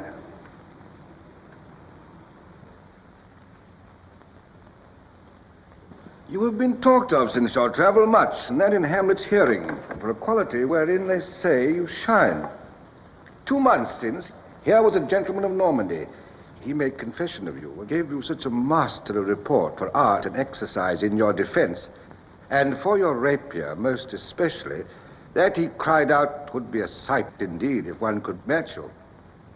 Sir, this report of his did Hamlet so envenom with his envy that he could nothing do but beg and wish your sudden coming o'er to fence with him. Now, out of this. What out of this, my lord? Laertes, was your father dear to you, or are you like the painting of the sorrow, a face without a heart? Why ask you this? That we would do, we should do when we would. For this wood changes, and hath abatements and delays, as many as there are words, or thoughts, or accidents. And then this should is like a spendthrift sigh. But to the quick of the outside. We'll put on those shall praise your excellence, bring you in short together, and wager on your heads. Hamlet, being guileless, will not peruse the sword, so that with ease or with a little shuffling, you may choose a sword unbaited, and in a pass of practice requite him for your father. I will do it. And for that purpose, I'll anoint my sword. I bought an unction of a mountebank, so mortal, that but dip a knife in it where it draws blood. No medicine so rare can save the thing from death, that is but scratched withal. If this should fail, soft, let me see. You'll make a solemn wager on your cunning.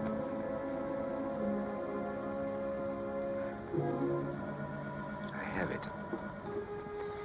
When in the action you are hot and dry, and that he calls for drink, I'll have prepared him a chalice for the nonce, whereon but sipping, if he perchance escape your venomed point, our purpose may hold there.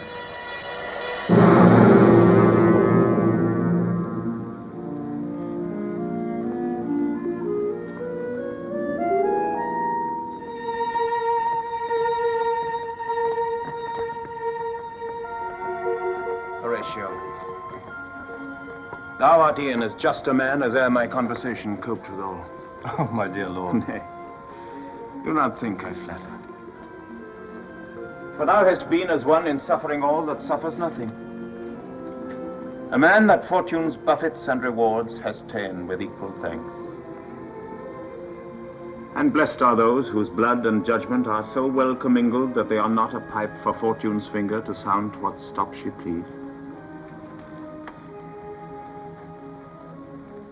Give me that man that is not passion's slave, and I will wear him in my heart's core.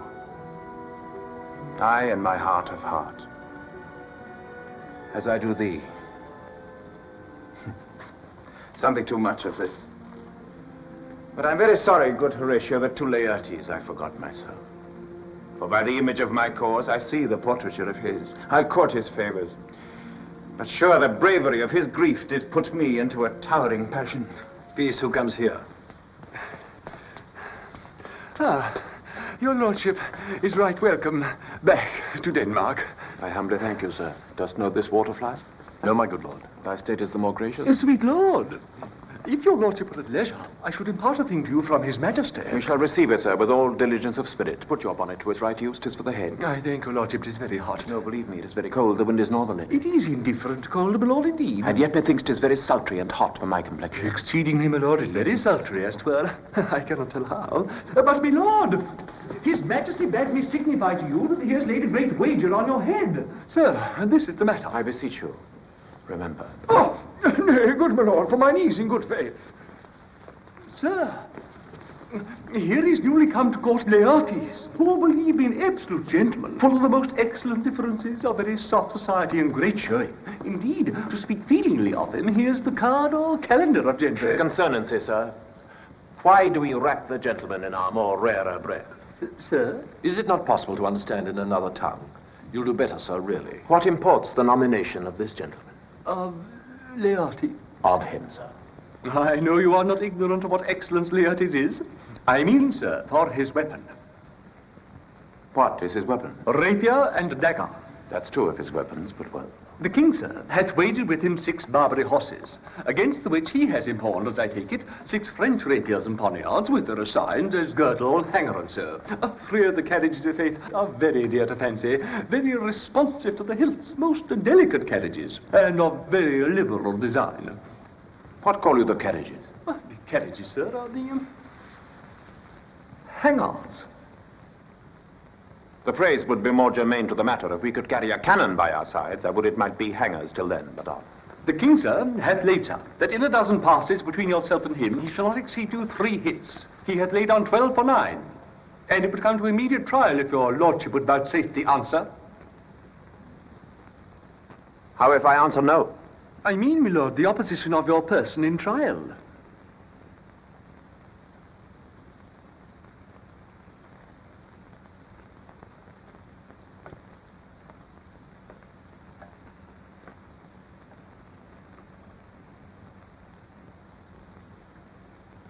Sir, I will walk here in the hall. If it please his majesty, it is the breathing time of day with me. Let the swords be brought. The gentleman willing, and the king hold his purpose, I will win for him if I can. If not, I shall gain nothing but my shame and the odd hits. Shall I redeliver you even so? To this effect, sir, after what flourish your nature will. I commend my duty to your lordship. Yours.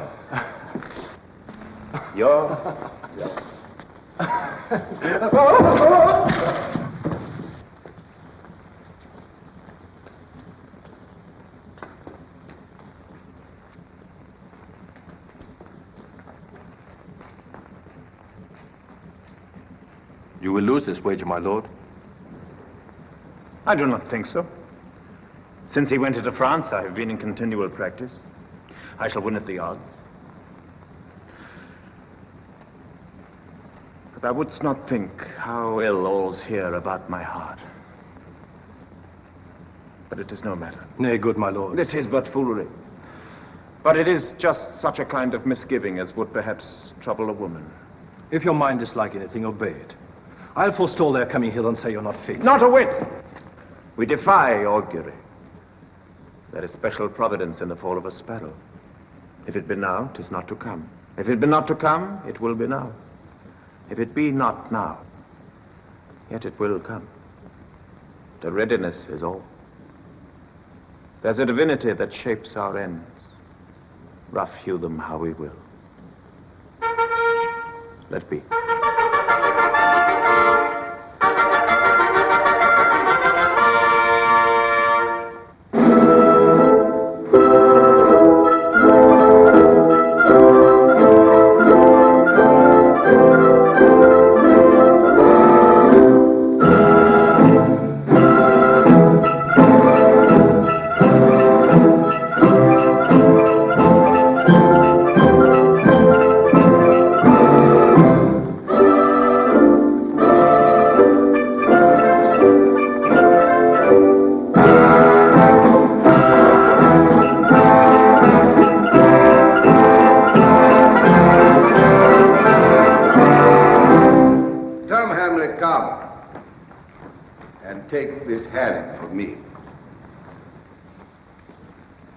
Give me your pardon, sir. I've done you wrong.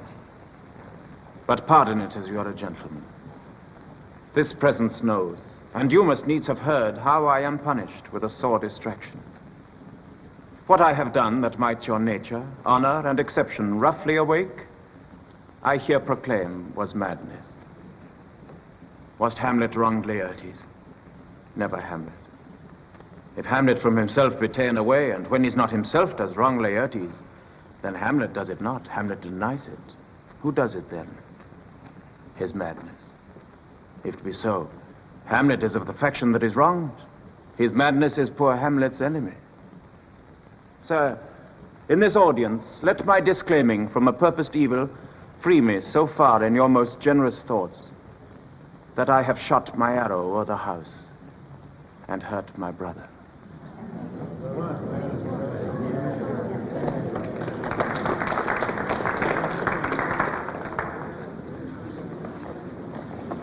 Give us the foils, come on. I'll be your foil, Laertes. In my ignorance, your skills shall, like a star in the darkest night, shine fiery indeed. You mock me, sir. No, by this hand. Give them the foils, young Osric. Cousin Hamlet, you know the wager. Very well, my lord. Your grace has laid the odds at the weaker side. I do not fear it. I've seen you both. Since he is bettered, we have therefore odds. This is too heavy. Let me see another.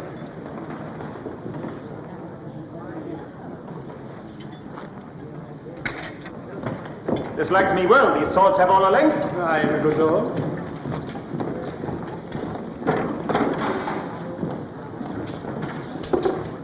Set me the stoops of wine upon that table. If Hamlet give the first or second hit, let all the battlements their ordnance fire. The king shall drink to Hamlet's better breath, and in the cup a jewel shall he throw, richer than that which 4 successive kings in Denmark's crown have worn. Give me the cup. And let the kettle to the trumpet speak. The trumpet to the cannoneer without. The cannons to the heavens. The heavens to earth. Now the king drinks to Hamlet. Now the king drinks to Hamlet.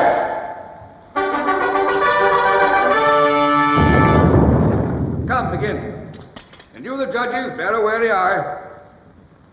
Come on, sir. Come, my lord.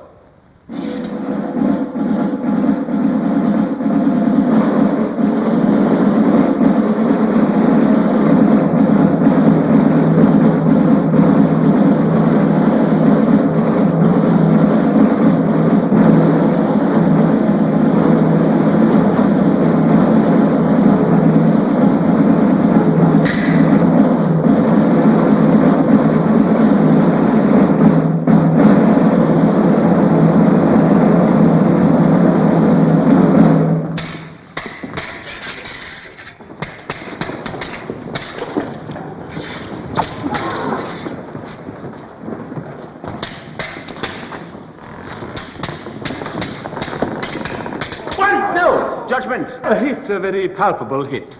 Well, again. Okay.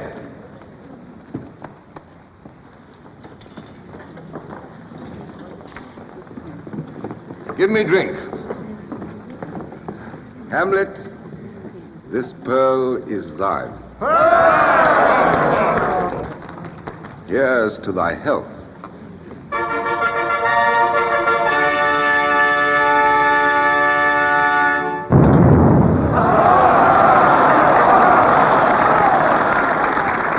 Give him the cup. I'll play this bout first. Set it by a while.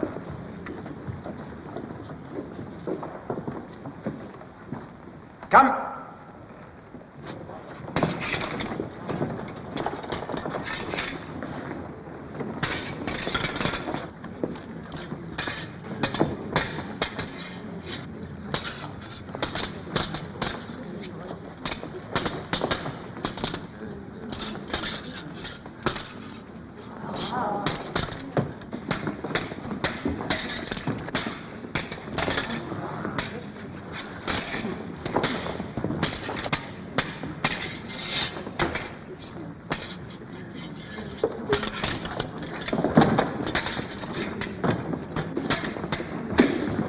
Another hit, what say you? A touch, I do confess. Our son shall win. He's hot and scant of breath. Here, Hamlet, take my napkin, rub thy brows. Good Gertrude, do not drink!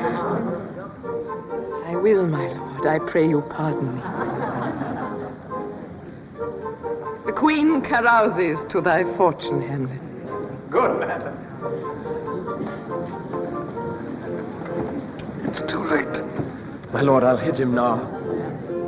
I do not think it. It is almost against my conscience. Let me wipe thy face.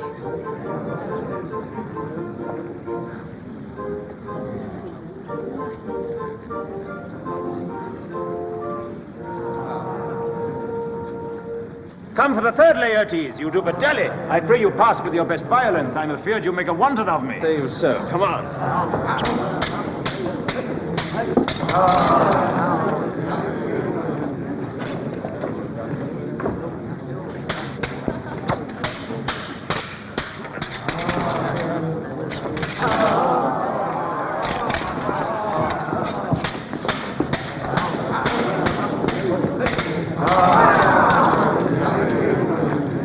Nothing, neither way.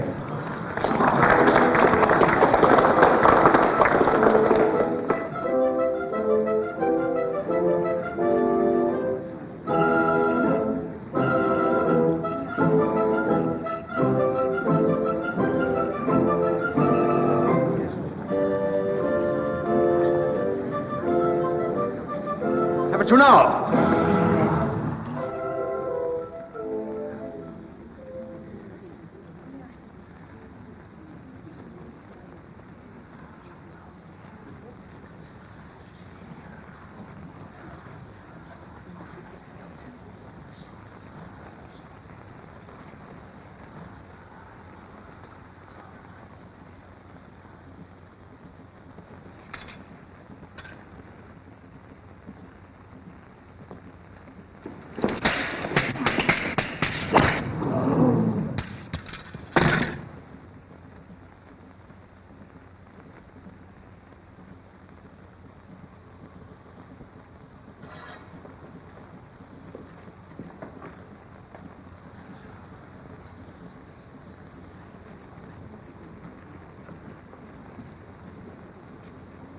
Them, they're incensed. Hey, come again.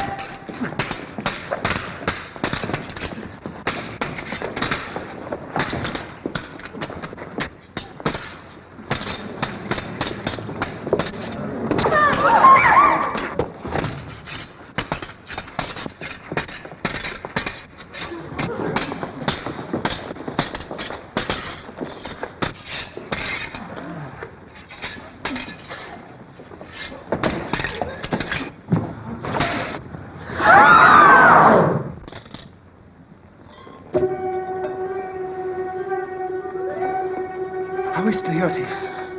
I'm justly killed with mine own treachery.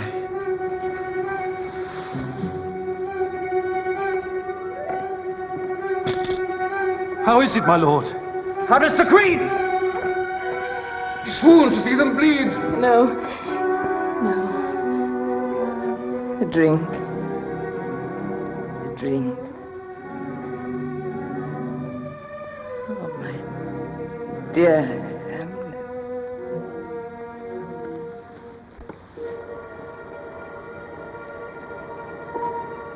Oh, villain. Oh, let the door be locked! Treachery! Seek it out! Here, Hamlet! Hamlet, thou art slain. In thee there is not half an hour of life. The treacherous instrument is in thy hand, unbaited and envenomed. The foul practice hath turned itself on me. Lo, here I lie, never to rise again. Thy mother's poisoned. I can no more.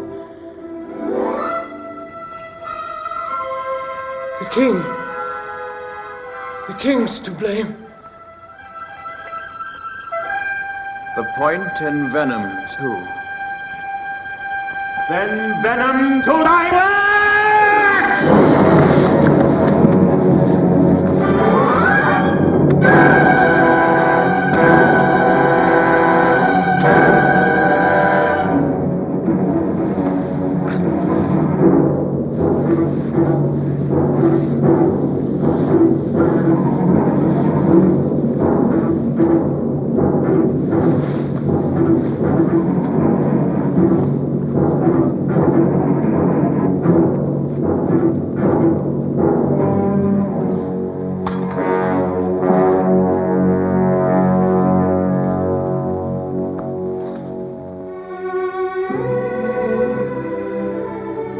Exchange forgiveness with me, noble Hamlet.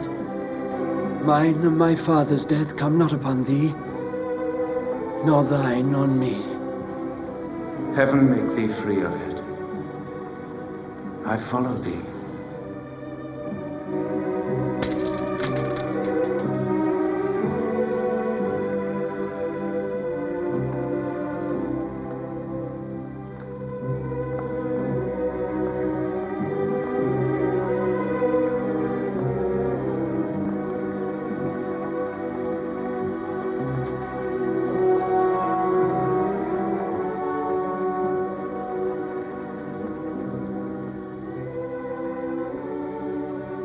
I am dead, Horatio.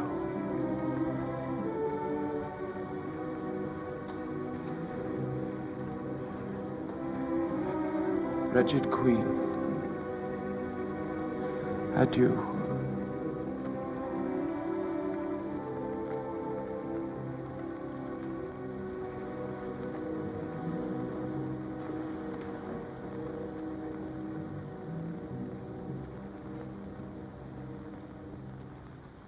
You that look pale and tremble at this chance, that are but mutes or audience to this act, had I but time, as this fell Sergeant Death is strict in his arrest, oh, I could tell you, but let it be.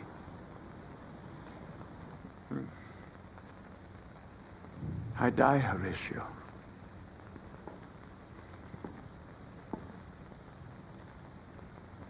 The potent poison quite o'ergrows my spirit.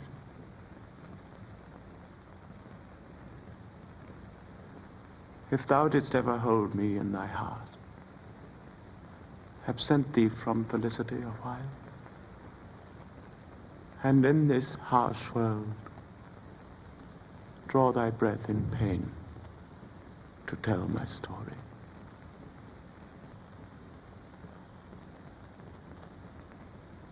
The rest is silence.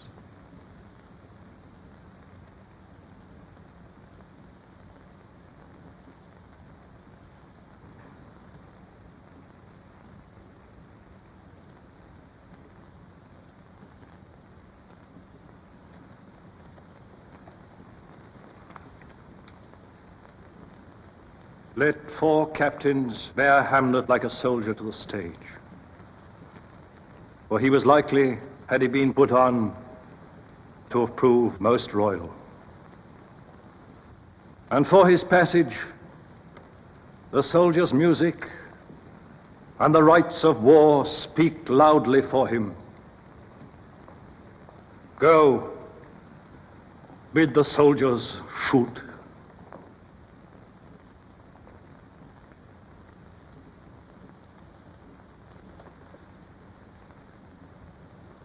Good night, sweet prince,